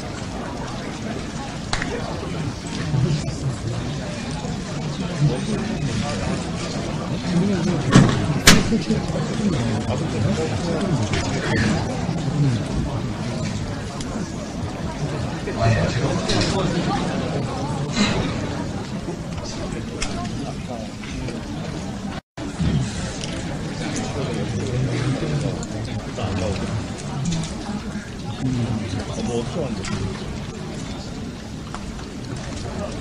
예, 그 정치적인 질문들도 많이 나오는데 우리 학술적 강연인 만큼 지나치게 노골적으로 정치적인 질문에 대해서는 조금 제가 삼가하고요. 적당한 수준의 정치 질문은 소화를 하겠습니다.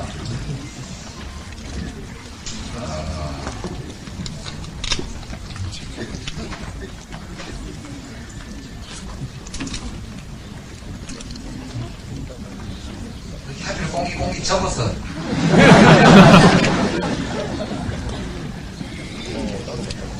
예. 아이고, 장관님 책 써주시면 안 돼요.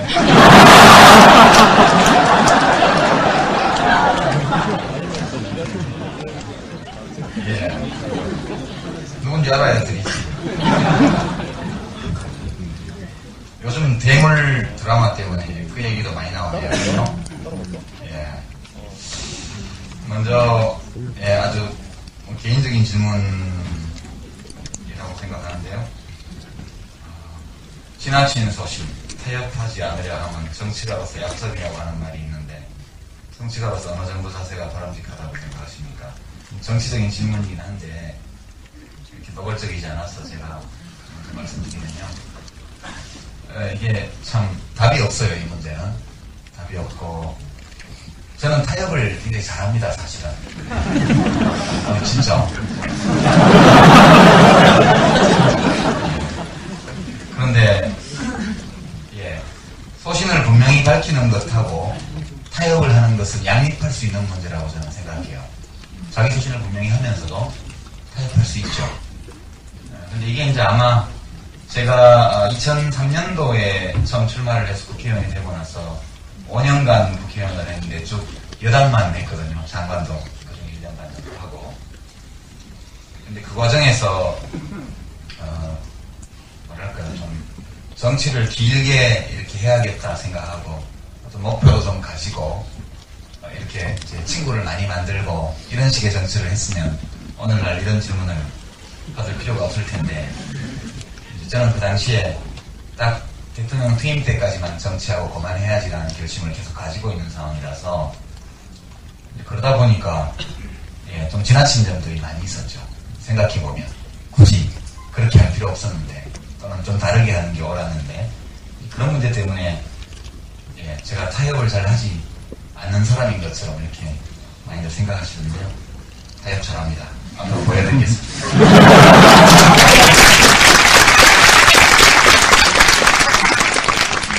그러면 얼마 전 논란되었던 국회의원 연금법, 이게 국회의원 연금법은 정당성을 확보하고 있다고 생각하시나요? 교육학과 공학번 학생인데요. 이거는 정당성이 없죠. 이제 국회의원 연금법이 아니고 헌정회 지원법이에요. 이제 국회의원을 하고 그만둔 사람들은 헌정회라는 친목단체를 합니다. 근데 이 헌정회에서 내는 책자를 보면 너무 개성망측해서 저는 헌정회원이 되고 싶지 않아요. 현직에 있을 때는 회비도 내고 그냥 원천징수 떼가니까 하루는 전화해서 거기 사무 책임 보고 있는 분한테 앞으로 우편물이랑 보내지 말라고 제가 얘기를 했습니다. 별로 받고 싶지 않다고 거기서 나온 것들이 거의 어버이연합에서 나오는 겁니다. 그리고 이게 이제 일종의 상조회인데 상조회는 상조회답게 회비로 운영하는 게 원칙이고요. 국회의원 했다고 해서 특별히 이런 걸 받아야 될 합당한 이유는 없다 이렇게 생각합니다. 다만 상조회니까 그리고 이제 한때 그래서 입법 활동을 했던 영예로운 그런 일을 했던 사람들로서 혹시 65세 넘어서 다른 공적 연금도 못 받고 불우한 처지에 있는 그런 회원이 있다면 회비로 기본으로 하고 필요하다면 국고 지원도 조금 받아서 그렇게 상조회적인 활동을 하는 것은 좋다고 봐요. 그러나 지금 이렇게 막 몇백억씩 그렇게 몇십억씩 한 1년에 이렇게 쓰고 앞으로 세월 가면 자꾸 오래 사니까 전직 국회의원도 엄청 많아질 텐데 그걸 얻어먹을 국고에서 그 돈을 얻어먹을 그런 정당성은 없다 이렇게 생각합니다. 이게 좋은 질문인데요. 이 학생 누군지 성함 들어보세요. 실질적 법치주의를 강조하신 데 공감합니다. 그런데 그것을 이루는 방안이 사실 너무 추상적인 것 같아서 그에 대해서 좀 말씀해 주시면 감사하겠습니다. 누구세요? 없어요? 예. 구글제 민주주의를.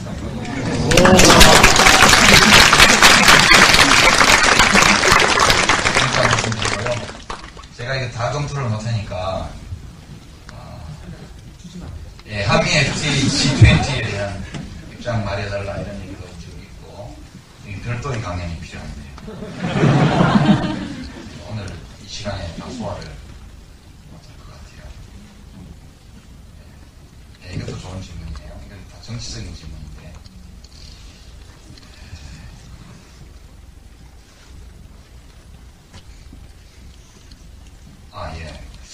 참 민감하네요 질문들이.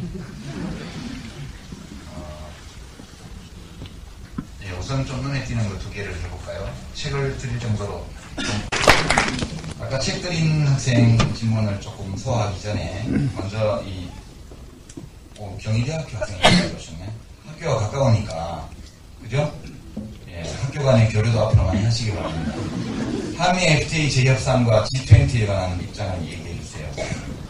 통화 수업, PSI, 선언함 등등으로 미국에 너무 많은 빚을 진 게 아니냐 이런 문제가 좀 들어있는데요. 한미 FTA 재협상은 지난번에 협상안을 타결할 때 양국 간의 이익균형에 도달했던 거거든요. 서로 좀 손해보는 부분도 있고 이익보는 부분도 있고 해서 전체를 놓고 이익균형을 만들어서 양쪽이 다 행정부에 사인하고 국회 비준 동의를 잘 들어간 건데 한국서는 비준 동의하는데 문제 없을 것 같아요. 한나라당이 다수이기 때문에 그냥 적법한 처리만 하면 통과가 될 것 같고 미국 쪽이 문제인데 중간선거에서 공화당이 이기고 나면 오히려 공화당은 또 근데 FTA 찬성이라 어떨지 모르겠지만 하여튼 민주당 자체에 반대가 많기 때문에 재협상을 하게 되면 지금 하고 있는 것 같은데요. 지난번에 이루어졌던 이익균형보다 더 우리 쪽 국익에 가까운 이익균형이 새로 만들어질 리는 없죠.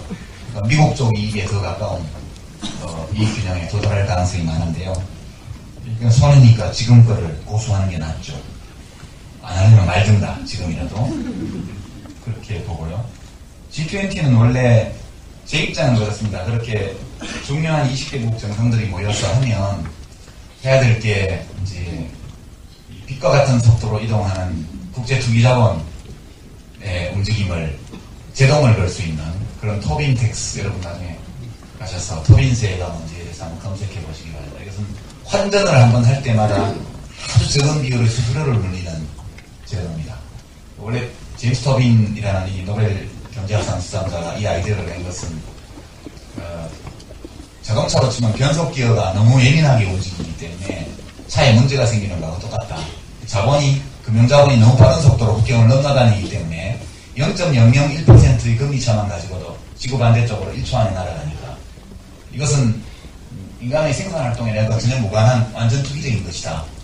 여기에 한 번씩 환전할 때마다 아주 적은 비율의 거래세, 화폐 거래세만 도입을 해서 여기는 이제 말하자면 너무 빨리 움직이는 자동 기어에 훅을 끼얹어서 기어를 수동 비슷하게 바꿀 수 있는 거 아니냐. 그 돈은 각국 정부에서 넣는 것이 아니고 국제기구에서 모아서 그 제3세계 공부에 대한 지원이라든가 인적자원 개발이라든가 이런 데 쓰면 지구촌의 야도크를 막을 수 있다. 이런 아이디어를 원래 냈던 겁니다. G20 모였으면 그런 논의를 했고요. 요즘 공정무역 얘기 많이 나오지 않습니까? 그냥 기업들이 무역해서 이윤만 많이 남길까? 그것도 중요하지만 그와 어울러서 지금 유럽연합이 지역 내 시장 통합을 할 때 이른바 소셜 차트라고 해서 그 사회정책 기준이 있습니다. 그 연내 교역에 관한 그것을 준용하는 공정무역에 관한 규칙을 좀 확립한다든가 이런 것들이 20개국 정상이 해야 될 일인데 지금 보면 이 미국 쪽이 대규모의 재정 적자 또 대규모의 이 무역 적자 경상수지 적자를 메꾸기 위해서 달러를 막 찍어대고 있는데 이제 이 문제 가지고 쌍방간에 무슨 뭐 무역 적자 해소 이런 문제 가지고 지금 강대국들끼리 다투고 있는 양상으로 갑니다. 그래서 매우 바람직하지 못한 사태 전개라고 보고요. 지금까지 분위기로 보면 코엑스 주변의 상인들 장사만 못하게 하지 별로 대한민국에 부가가치 생길 것 같지는 않습니다. 그런 정도 말씀드리고요.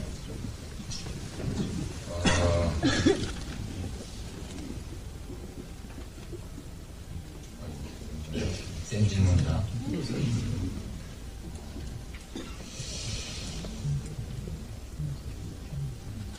예, 아까 실질적 법치주의를 이루기 위한 방법, 그거에 대해서 좀 말씀드리고 두 가지 질문 정도 더 상을 드리죠. 이거 이제 굉장히 어렵습니다.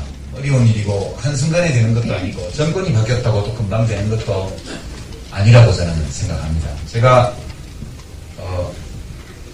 여러분들에게 여러분들보다 지금 대학생들보다 아버지 세대인데요. 한 30년 정도 78년도에 대학에 입학했으니까 지금 일하는 데보다 32년 앞이죠. 그러니까 딱 지금 대학생들이 이제 딸 나이입니다. 제 딸도 대학생이니까. 네. 제가 여러분 나이 때는 정말 독재 타도가 꿈이었어요.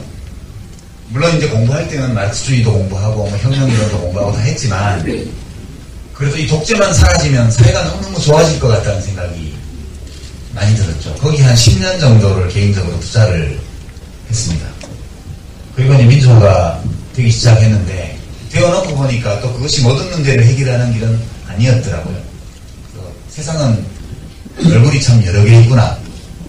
우리가 바꾸고자 노력했던 그 한 측면, 그것이 세상의 전부는 아니었구나. 이런 생각을 합니다.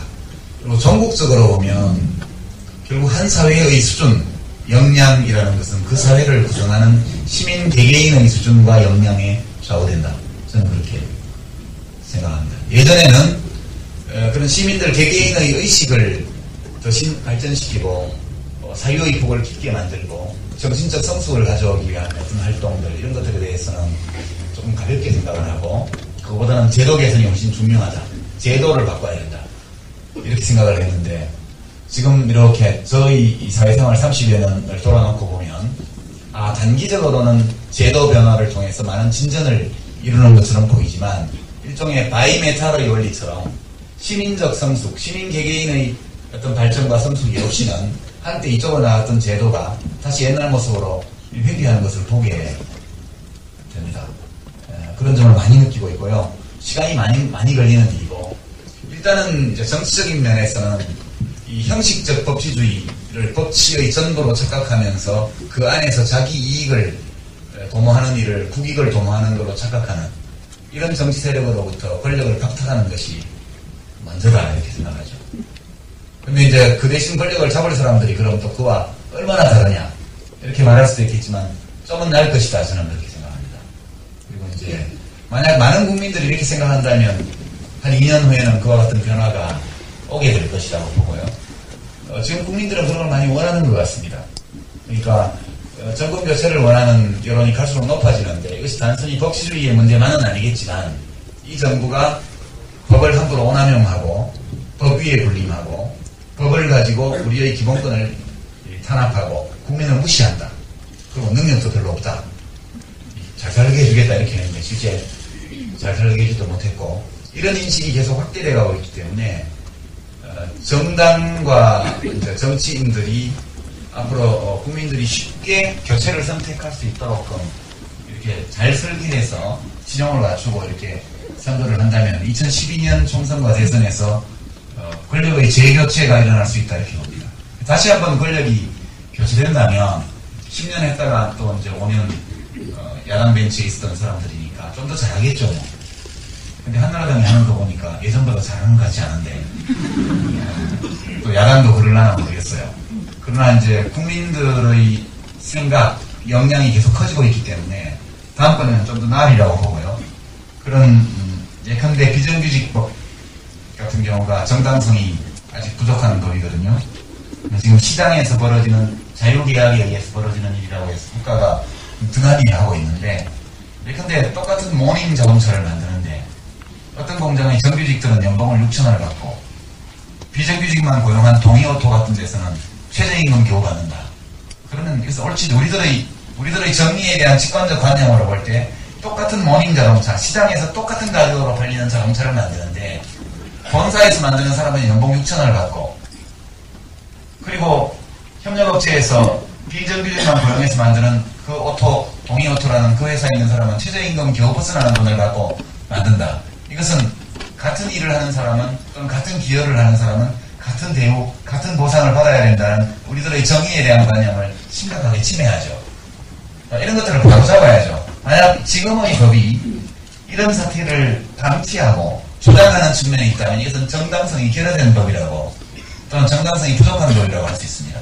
그런 것들을 바로 잡아야겠죠. 정치적인 변화뿐만 아니라 법제적인 변화, 시민의식의 변화 이런 것들까지 다 포함되어서 사회 진전이 이루어지기 때문에 특별한 한두 가지의 방법으로 되긴 좀 어렵다 이렇게 생각을 합니다. 시간이 많이 아직은 좀 더 있구나. 사인도 해야 돼서 많이 하나 원하실지 모르니까.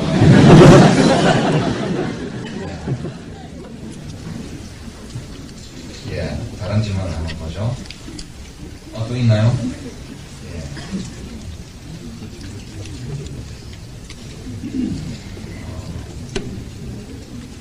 그건 다 치워주시고 일단 이 질문한 학생은 메일로 답해달라 하는데요. 미선76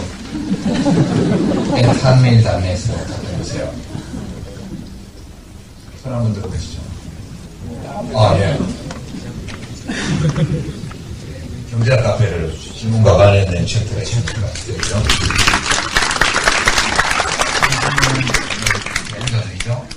법이 정의를 실현하는 것이고 정의가 소외받거나 가지지 못한 자에 대한 적극적 배려라고 한다면 질문이 이렇습니다.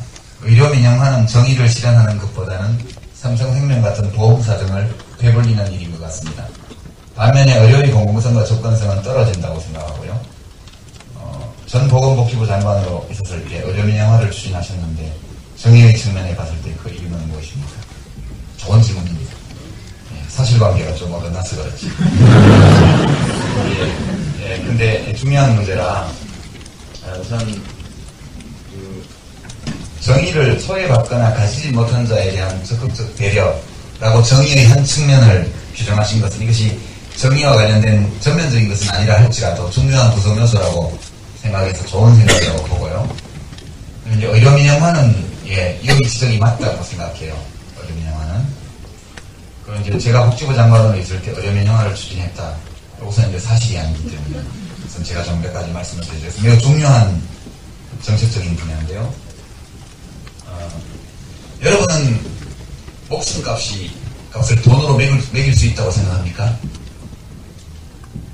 못 매긴다고 생각해요? 그럼 호프만식 계산으로 교통사고 났을 때 사망자한테 주는 보상금은 뭐예요? 실제로 돈으로 매기고 있잖아요. 한 사람의 목숨은 우주와 같다. 한 사람은 소우주다. 이렇게 얘기하는데, 우주의 값을 돈으로 매겼잖아요. 그렇죠. 여러분, 붕괴하십니까? 그거에 대해서? 그렇지 않죠. 사람들은 더 많은 액수를 인정받으려고 보험회사하고 소송을 합니다. 통계학적으로 목숨값은 주어져 있습니다. 근데 아프리카나 이런데 가난한 나라의 주민들의 목숨값은요, 미국이나 유럽 부자 나라의 국민의 목숨값보다 훨씬 적어요. 사람의 생명을 돈으로 따질 수 없다고 그러지만 실제 사람들은 그걸 따지면서 살고 있습니다. 그렇죠. 근데 여러분에게 만약에 이렇게 묻는다면 여러분은 얼마를 받고 죽을 의향이 있습니까? 또는 여러분이 잘 알고 있는 아주 친한 친구 또는 남친, 여친의 목숨을 돈으로 따져서 100억 원을 줄 테니까 네 여친을 데리고 내가 안드로메다로 가버리겠다.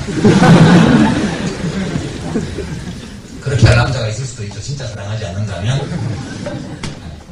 이게 우리가 가지고 있는 도덕적 딜레마인데요. 실제 사람의 목숨값을 돈으로 환산합니다.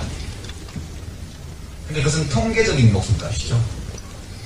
구체적인 한 자연인, 그 사람의 목숨값을 돈으로 환산하라고 못합니다. 그것은 우리의 도덕관념과 맞지 않아요. 우리가 어떤 사람들의 목숨값을 따질 때 호프만식으로 계산한다 하려면 그 사람의 사망으로 인해서 상실되게 될 생애소득, 그죠? 그 다음에 이제 그 사람의 사망으로 인해서 가족들이 받게 된 스트레스에 대한 위자료 등등 것을 따져서 그 사람 목숨값을 매겨요. 그것은 통계적으로 매겨놓은 목숨값이고 어떤 사람이 그 통계에 들어가는 돈을 받게 되는 거예요. 어떤 자연인 한 사람의 목숨을 돈으로 따져서 거래하거나 이런 것은 우리들의 도덕관념은 불가능합니다. 근데 이제 의료 분야에 가면 이것이 이제 생명을 다루는 일이기 때문에 실제 이런 딜레마에 봉착하는 경우가 굉장히 많아요. 근데 우리나라에서 혈우병에 걸린 어떤 사람이 국가 지원을 받아서 계속 3일에 한 번씩 혈액 투석을 하는데 1년에 한 15억 정도 씁니다. 그분이 앞으로 10년을 산다면 150억 정도의 국가 재정을 쓰고 죽게 될 겁니다. 그것에 대해서 국가를 비난하는 사람이 아무도 없습니다. 왜냐하면 그 주민등록번호까지 가고 있는 그 혈우병 환자의 구체적 자연인의 목숨이 걸린 문제이기 때문에 국가 지원을 끊으면 그냥 죽거든요. 죽게 둘 수 없기 때문에 무한정의 돈을 쓰고 있습니다. 이때 우리 국가의 행동을 보면 자선의 천사와 같습니다. 그러나 도로 상황을 조금만 개선하거나 또는 자동차의 안전기준에 대해서 자동차 회사가 조금 더 비용이 들 수 있는 그런 규제를 강화할 경우에 통계학적으로 1년에 100명의 목숨을 살릴 수 있다 할지라도 그거 안 해요. 날마다 돈과 생명을 바꾸고 있습니다. 우리가 살고 있는 이 사회는 이렇게 모순된 사회예요. 인간의 행동은 일관된 원칙이 있는 것처럼 보이지만 때로 그 원칙들이 서로 상충하기 때문에 단면을 끊어놓고 보면 도저히 한 사회에서 하고 있는 일이라고는 믿을 수 없을 정도로 상충하는 원칙에 따라서 일을 하고 있습니다. 그게 인간이에요. 이게 의료민영화라는 것은 이런 겁니다. 이 의료민영화의 문제는 의료 분야의 문제이기 이전에 우리 사회의 신뢰의 문제라고 저는 생각합니다. 얼마 전에도 그런 조사 결과가 나왔는데 소셜 캐피탈 조사, 그러니까 사회적 자본에 대한 조사 이거 보면 10점 만점 완전 신뢰 10점, 완전 불신 빵점이라고 할 경우에요. 길 가다고 연이 만난 사람에 대한 신뢰도 얼마쯤 될 것 같습니까? 10점 만점에 네? 몇 점? 3점. 예, 제가 본 데이터들은 대부분 4점 근처에 있는 것 같습니다. 4점 길 가다고 연이 만난 사람의 말을 신뢰하는 수준이 4.0 수준이면 그닥 낮진 않아요. 모르는 사람인데 대통령이나 장관의 신뢰도가 얼마 될 것 같아요.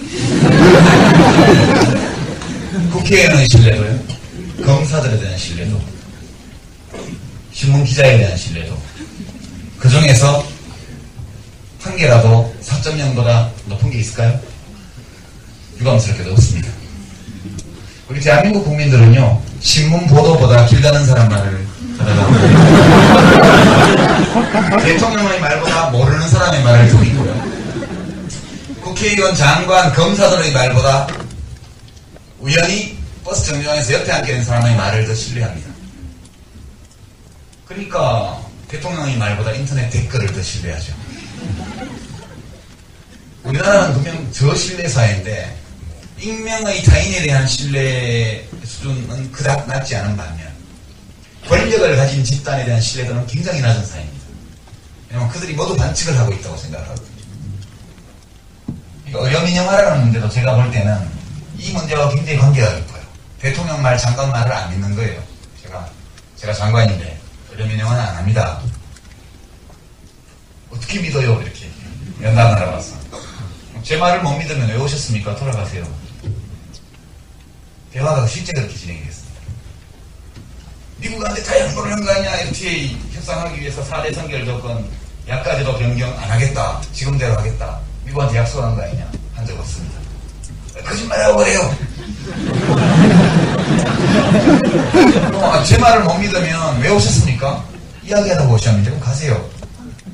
실제 그런 약속을 한 적도 없었고 약간 제도도 변경했습니다. 그 협상 과정에서 네거티브에서 포지티브로 복잡한 내용인데 미국 쪽에서 현행 유지를 강력히 요구해서 우리 정부가 그거에 대해서 사전에 약속을 했다고 FTA 반대론자들이 공격했던 4대 선결 조건 중에 하나 그게 약가 제도를 현행 제도로 유지한다는 거였는데 제가 7월 30일 날 개정된 새로운 제도를 입법 예고했거든요. 그것은 전혀 사실과 다릅니다. 그러니까 의료민영화라는 것은 두 가지 요소인데요. 첫 번째로는 의료 서비스 시장에 대한 국가 통제를 포기하는 겁니다. 시장에 맡기는 거예요. 의료 서비스 시장. 지금 우리나라 의료 서비스 시장은요. 간단한 수술에서부터 시작해서 약값, 뭐까지 상품과 서비스 모든 것들에 대해서 국가가 가격을 정하고 있습니다. 보건복지부 장관이 고시로 가격을 전부 정합니다. 그러니까 병원이나 의사 선생님들이 마음대로 값을 받을 수 없어요.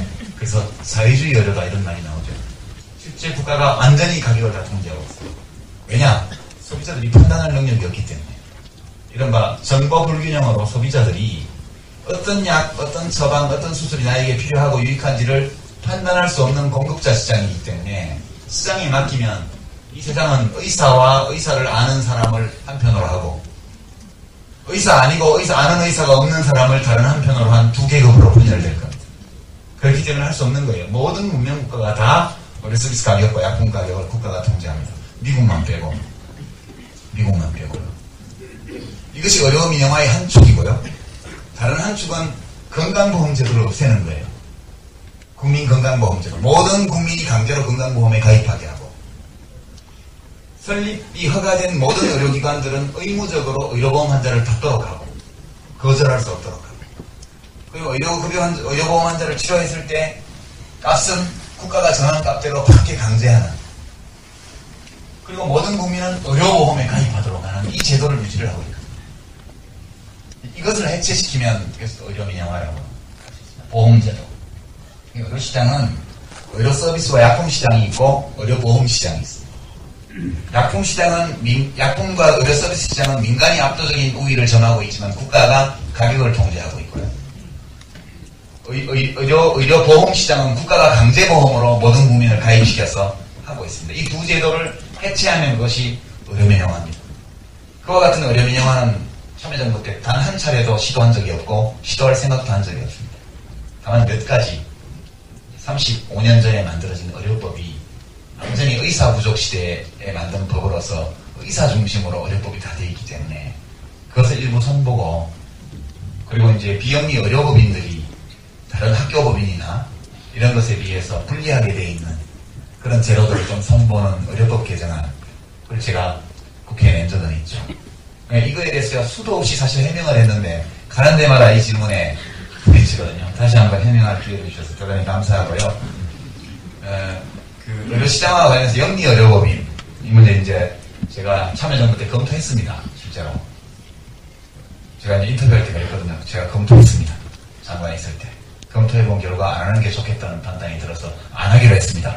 이렇게 했더니 다큐 화면에, 시사 다큐 화면에 저희가 검토했습니다. 여기까지만 딱 나와요. 그리고 취재해왔던 여성 PD의 말이 실제로 확인해본 결과 참여정부에서도 이 도입을 검토했던 것으로 드러났습니다. 아니, 검토를 해야 할지 안 할지 결정을 할 거 아니에요. 그래서 검토를 했어. 검토해보니 국민에게 실익은 없고, 시장조사를 해보니까 공급자로 나타날 공급자가 별로 없고, 시끄럽기는 되게 시끄러울 거고, 국회에서 통과도 안 될 것 같고, 서로 긍정적인 효과가 일부 있다 하더라도 그 당시 노무현 대통령의 임기 중에 그 효과가 나타날 가능성은 전혀 없어서 제가 부임하고 2달 만에 대통령을 찾아가서 이거 안 하겠습니다. 하지 맙시다. 설명 다 드렸더니 그래 하지 말자. 그래서 2006년 4월 달에 완전히 끝났던 일입니다. 실제 진행은 그렇게 됐고요. 이 어려운 인용화는 못합니다. 할 수가 없어요. 그럼 이명박 대통령 할아버지가 와도 못해요. 제가 가능컨대. 그리고 국가 공권력에 대한 신뢰도가 매우 낮다는 점을 이용해서 그동안에 생명보험회사 이런 데에서요, 국민연금을 무지무지 공격했습니다. 저거 부도난다, 못 받는다, 뭐 해가지고 국민연금 막 원성이 자자하고 그 대신 생명보험 들으라 이렇게 했잖아요. 근데 국민연금만큼 수익률 높은 생명보험, 민간보험사의 상품은 전 세계 어디에도 없습니다. 대한민국 국민연금이 수익률 세계 최고거든요. 진짜로. 특히 이 근로자들 경우에는 절반을 사용자가 내주기 때문에 수익률이 민간보험상품의 한 10배쯤 돼요. 10배. 최근에 이 사실을 비로소 알게 된 많은 가정주부들이 임의 가입자로 가입 러시를 이루고 있습니다. 아무리 알아봐도 연리 3%, 4%짜리도 확실한 게 없는데 이 상품은 연리로 따져서 10%도 넘어. 그 지금 가입 의무가 없는 분들이 임의 가입을 하는 게 러시를 이루고 있습니다. 지금 국민연금에. 무슨 의료보험도 그렇고 국민연금도 그렇고 이것은 제도의 문제라기보다는 국가 공권력에 대한 신뢰의 문제다. 그리고 국민들이 이렇게 불신할 때에는 그런 불신을 받을 만한 못된 짓을 과거에 국가가 많이 한 잘못이 있다. 저는 그렇게 생각합니다. 그 점에 대해서 너무 걱정하지 마시기 바랍니다. 다시 말씀드리지만 이명박 대통령보다 컴퓨터 달린 불도저라고 그러는데 컴퓨터 없는 불도저가 와도 그건 못해요. 이제 이 글로 올라오면 그만하고요. 혹시 손 들고 이거 꼭 물어봐야 되겠다, 뭐 비판 좀 해야 되겠다 이런 분들 있으시면 저 뒤에 있는 분을 한번 할까요? 강연 중에요. 공의를 실현하기 위해서는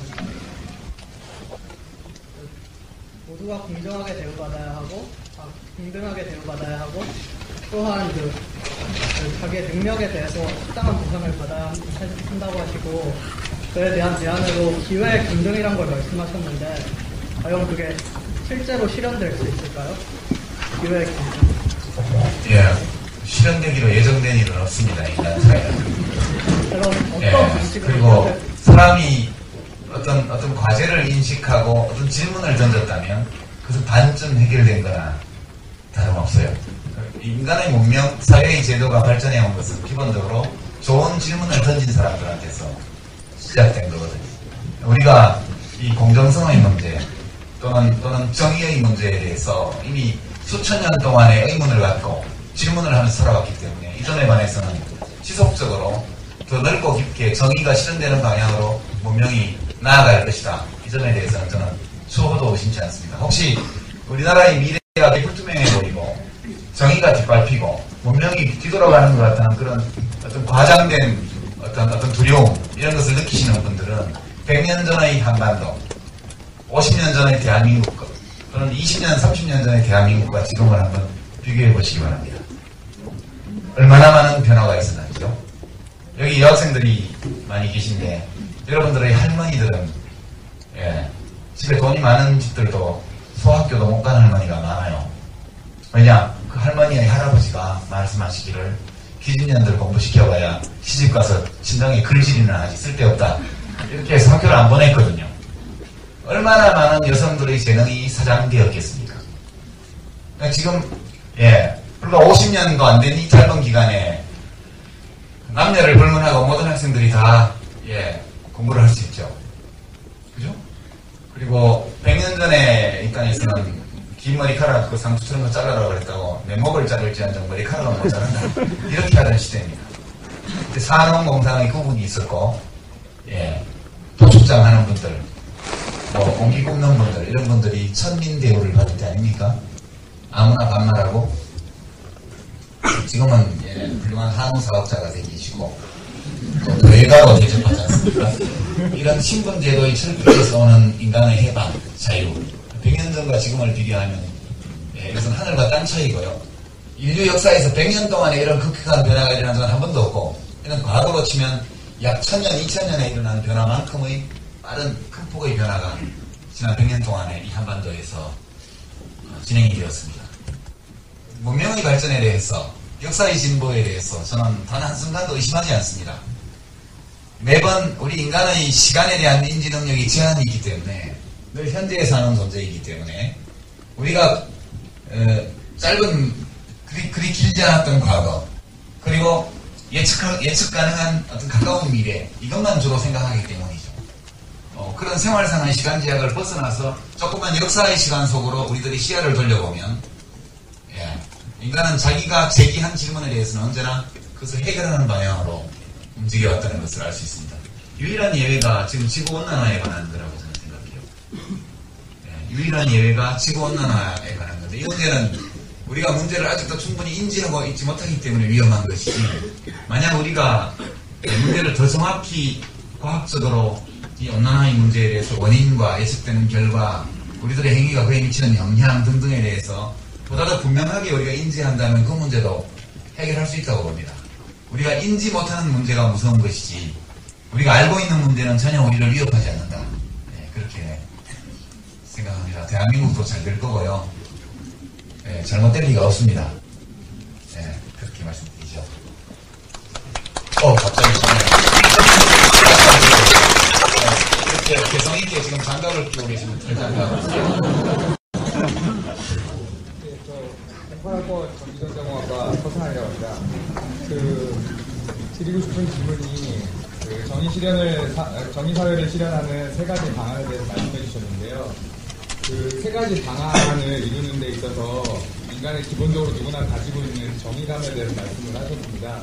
그런데 제가 생각하기에는 그 정의감이라는 게 때로는 포장되어질 수 있다고 생각합니다. 그러니까 정의감이 위배되었을 경우에는 기분이 나쁘지만 기분이 나쁘다고 해서 전부 다 정의감에 위배된다라고 할 수 없기 때문에 그렇기 때문에 저희로서는 그 법에 대한 정의의 실현 혹은 정의에 의한 법의 실현을 논할 때 뭐 어떻게 보면 닭이 먼저냐 달걀이 먼저냐라는 문제 같은 건데 만약 저에게 달걀이나 닭을 주고서 이렇게 새로운 조류를 만들려고 했을 때 제가 달걀을 쓰던 닭을 쓰던 어떤 것이든 빠르고 가장 값싼 걸 선택할 것 같거든요. 그렇기 때문에 아까 말씀하셨듯이 그냥 내버려 두면 어떻게든 정의사회가 보다 오른쪽으로 나갈 것이다 라고 하셨는데 저라면 내버려 두는 것이 아니라 뭔가 수단을 하나 더 동원을 해서 보다 빠르게 그 정의사회를 실현할 수 있었으면 하는 바람입니다. 혹시 그런 방안에 대해서 혹시 저희가 생각해 보신 게 있다면 저희에게 알려주실 수 있지 않을까요? 예, 조금 제가 표현을 잘못했던 것 같은데 내버려둬서 저절로 해결되는 문제는 없습니다. 각 개인의 입장에서 보면 내버려둬서 해결되는 문제가 있을 수 있지만 사회 전체의 견지에서 보면 어떤 문제가 해결된다는 것은 반드시 누군가가 노력했기 때문이에요. 나의 노력 없이 세상의 진보가 이루어지는 경우는 있지만 누구의 노력도 없이 누구의 희생도 없이 누구의 헌신도 없이 사회적 진보가 이루어진다는 것은 불가능한 일입니다. 어떤 사람은 그런 진보를 전혀 의도하지 않았음에도 불구하고 그런 진보를 이끌어내기도 하지만 근데 돈벌이에 넘는 어떤 사업가가 새로운 IT 기술을 만들었다고 할 때 그 사람은 사회의 진보, 문명의 진보에 전혀 관심이 없었다고 해도 돼요. 그러나 그가 만든 혹은 그녀가 만든 어떤 기술적 진보가 사람들 사이의 소통을 엄청나게 원활하게 해줬다. 근데 요하네스 구텐베르크라는 이 금속활자를 만든 유럽인, 최초 유럽인, 세계 최초는 아니죠. 금속활자를 만든 최초 유럽인 이 과학자였느냐? 그렇지 않습니다. 이 사람 사업가입니다. 비즈니스맨. 왜 금속활자를 만들었느냐? 돈 벌려고요. 뭘 찍으면 돈을 버는데 성경을 찍으려고. 당시 이 16세기 거무렵에는 이미 지식에 대한 대중의 요구가 많이 커져 있었고, 그리고 그때까지 양피지에 손으로 픽사해서 쓰거나 혹은 이제 목판이나 이런 것들로 인쇄하는데 너무나 많은 비용이 들어서 지식의 저변성이 늘어지고 있음에도 불구하고 그 수요를 공급이 못 따라가는 상황이었습니다. 그러니까 값싸게 대량으로 인쇄할 수 있는 기술을 개발하기만 하면 누구든 떼돈을 벌 수 있는 상황이었어요. 그러니까 구텐베르크는 오늘날 빌 게이츠와 비슷한 사람입니다. 그러니까 이 사람은 계약관계가 잘못돼서 그 금속 활자를 발명해놓고 파산했죠. 네, 제가 유학했던 마인츠 대학이 마인츠시가 그 구텐베르크가 사업장이 든 곳입니다. 거기가 포도주 산지로 유명한 곳인데요. 라인가우 지방이라고 그래서 여러분 독일 와인 중에 리슬링 와인 좋아하는 분들 아실 거예요. 리슬링 드라이 맛있는 와인인데요. 포도주 그 주산지입니다. 그러니까 그 금속활자 인쇄기 프레스는 그 양조장에서 포도즙을 짤 때 쓰는 그 기계를 이용해서 프레스기를 만들었고요. 그 헐판에 잉크를 묻히는 방맹이는 개가죽 방망이였습니다. 왜 개가죽이냐? 개는 땅구멍이 없거든요. 그러니까 그래서 더우면 하는 이유가 더울 때 이걸 발산할 수 있는 혓바닥밖에 없어요. 그러니까 더우면 개가 벌떡거리는 거거든요. 개가죽은 땅구멍이 없습니다. 그래서 잉크를 안으로 스며들지 않게 묻혀서 바르려면 개가죽 그런 것도 있고 한데 이 사람은 여하튼 계약관계가 뭐 잘못돼가지고 파산했습니다. 사업권을 딴 사람한테 다 뺏기죠. 돈은 딴 사람이 다 겁니다. 그리고 이제 루터의 종교개혁이 일어나고 농민전쟁이 일어났습니다. 루터가 보름스라고 거기서 100km 떨어진 동네의 신부였는데요. 면제부를 처음 팔기 시작한 게 마인츠 대성당입니다. 그 붉은색 사암으로 지어진 별로 화려하지 않은 성당인데 그것을 딴 데서 구해서 라인강을 타고 배로 싣고 와서 짓는데 돈이 너무 많이 들어서 면제부를 팔기 시작한 거거든요. 그래서 100km 되는 거리를 말을 타고 와서 루터가 마인츠 성당 정문에다가 98개 정도 반박문을 딱 라틴어로 딱 붙이고 도망갔죠. 마나임으로 도망가서 숨어 있었습니다. 근데 누가 그걸 보거나 책상에 때려가서 독일말로 번역한 다음에 금속 활자로 찍어서 돌려버립니다. 예, 그렇게 되면서 가톨릭에 대한 대규모의 반란이 일어나고 그 독일 남서부 지역이 농민전쟁의 경랑 속으로 입술려 들어갑니다. 이야기가 번져나가는데요. 요컨대 요하네스 구텐베르크라는 사람은 문명의 진보에 별로 관심이 없었던 사람이에요. 그냥 돈 밝히는 사업가였죠. 하지만 그가 발명해낸 금속 활자가 얼마나 많은 문명의 발전을 가져왔느냐. 그래서 이거 필설로 다 표현하기 어렵죠. 빌 게이츠는 재미있어서 만들지 않았을까요? 네. 그리고 요즘 SNS 또는 핸드폰을 만든 사람들, 이런 사람들도 무슨 문명진보의 소명의식 때문에 했을까요? 단순한 엔지니어로서의 호기심, 과학자로서의 발명력, 또는 돈 벌고 싶은 사업가적 기질, 이런 것들이 뭉쳐져서 그것이 다 만들어졌죠. 그래서 저는 그렇게 생각합니다. 누가 그냥 있어서 되는 것은 아니고요. 정말 작은 제도 하나라도 변화되는 데에는 정말 많은 사람들의 희생과 눈물, 노력, 기여가 있었습니다. 11월 13일이 전 대일 열사가 분신한 지 40주년이 되는 날인데요.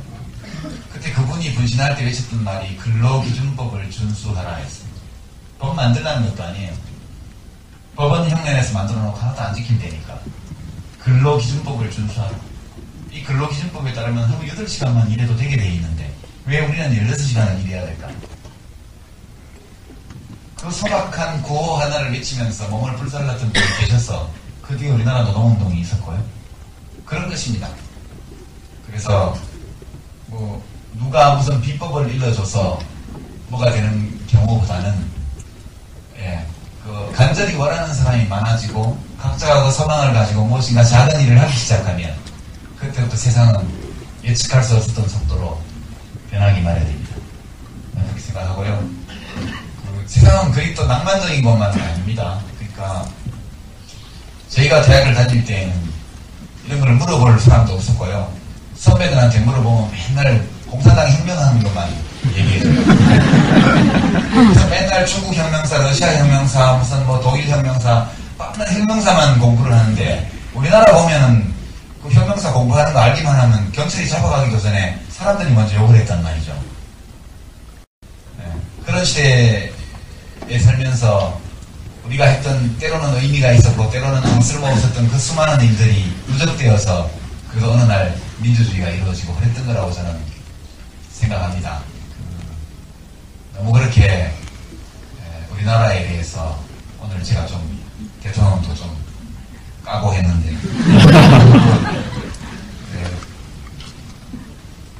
너무 그 우리나라에 대해서 부정적으로 보지 마시고요. 대한민국은 정말 대단한 나라라고 저는 생각해요. 그리고 제가 이 나라에 태어난 것은 전체 호모사피엔스의 이 역사에 비춰도 엄청난 행운이었다고 생각합니다. 우리가 40만 년의 그런 호모사피엔스 현생 인류 이 종의 진화의 역사를 제일 짧게 40만 년이라고 잡으면요. 그리고 이 사람은 이 인류 역사를 40살 먹은 사람의 생애에 비하면 우리가 권력자를 막 욕해도 되고 지 마음대로 주장해도 되는 이런 시대에 살게 된 것은 어제 점심 먹은 후부터거든요. 그 39년하고 363일을 권력 가진 사람한테 잘못 보이면 재산 다 뺏기고 목숨을 뺏기는 그런 공포 속에서 살다가 이제 내가 나라의 주인이고 대통령은 내 말 들어야 되고 이렇게 큰 소리 치면서 살게 된 것은 어제 점심 먹은 후부터예요. 그리고 여러분들이 지금 대학생들이 태어난 것은 오늘 아침쯤 태어났단 말이죠. 여러분들은 모두 그것도 이 70억 인구가 사는 이 지구 행성에서 저도 의식주와 관련된 기본적인 사항들이 해결되고 길거리에서 아무나 총사 죽이지 않고 칼로 찔러 죽이지 않는 그런 사회에 여러분들이 태어났다는 것은 이 수십만 년의 인류 역사에 비추어 볼 때 행운아 중에 행운아.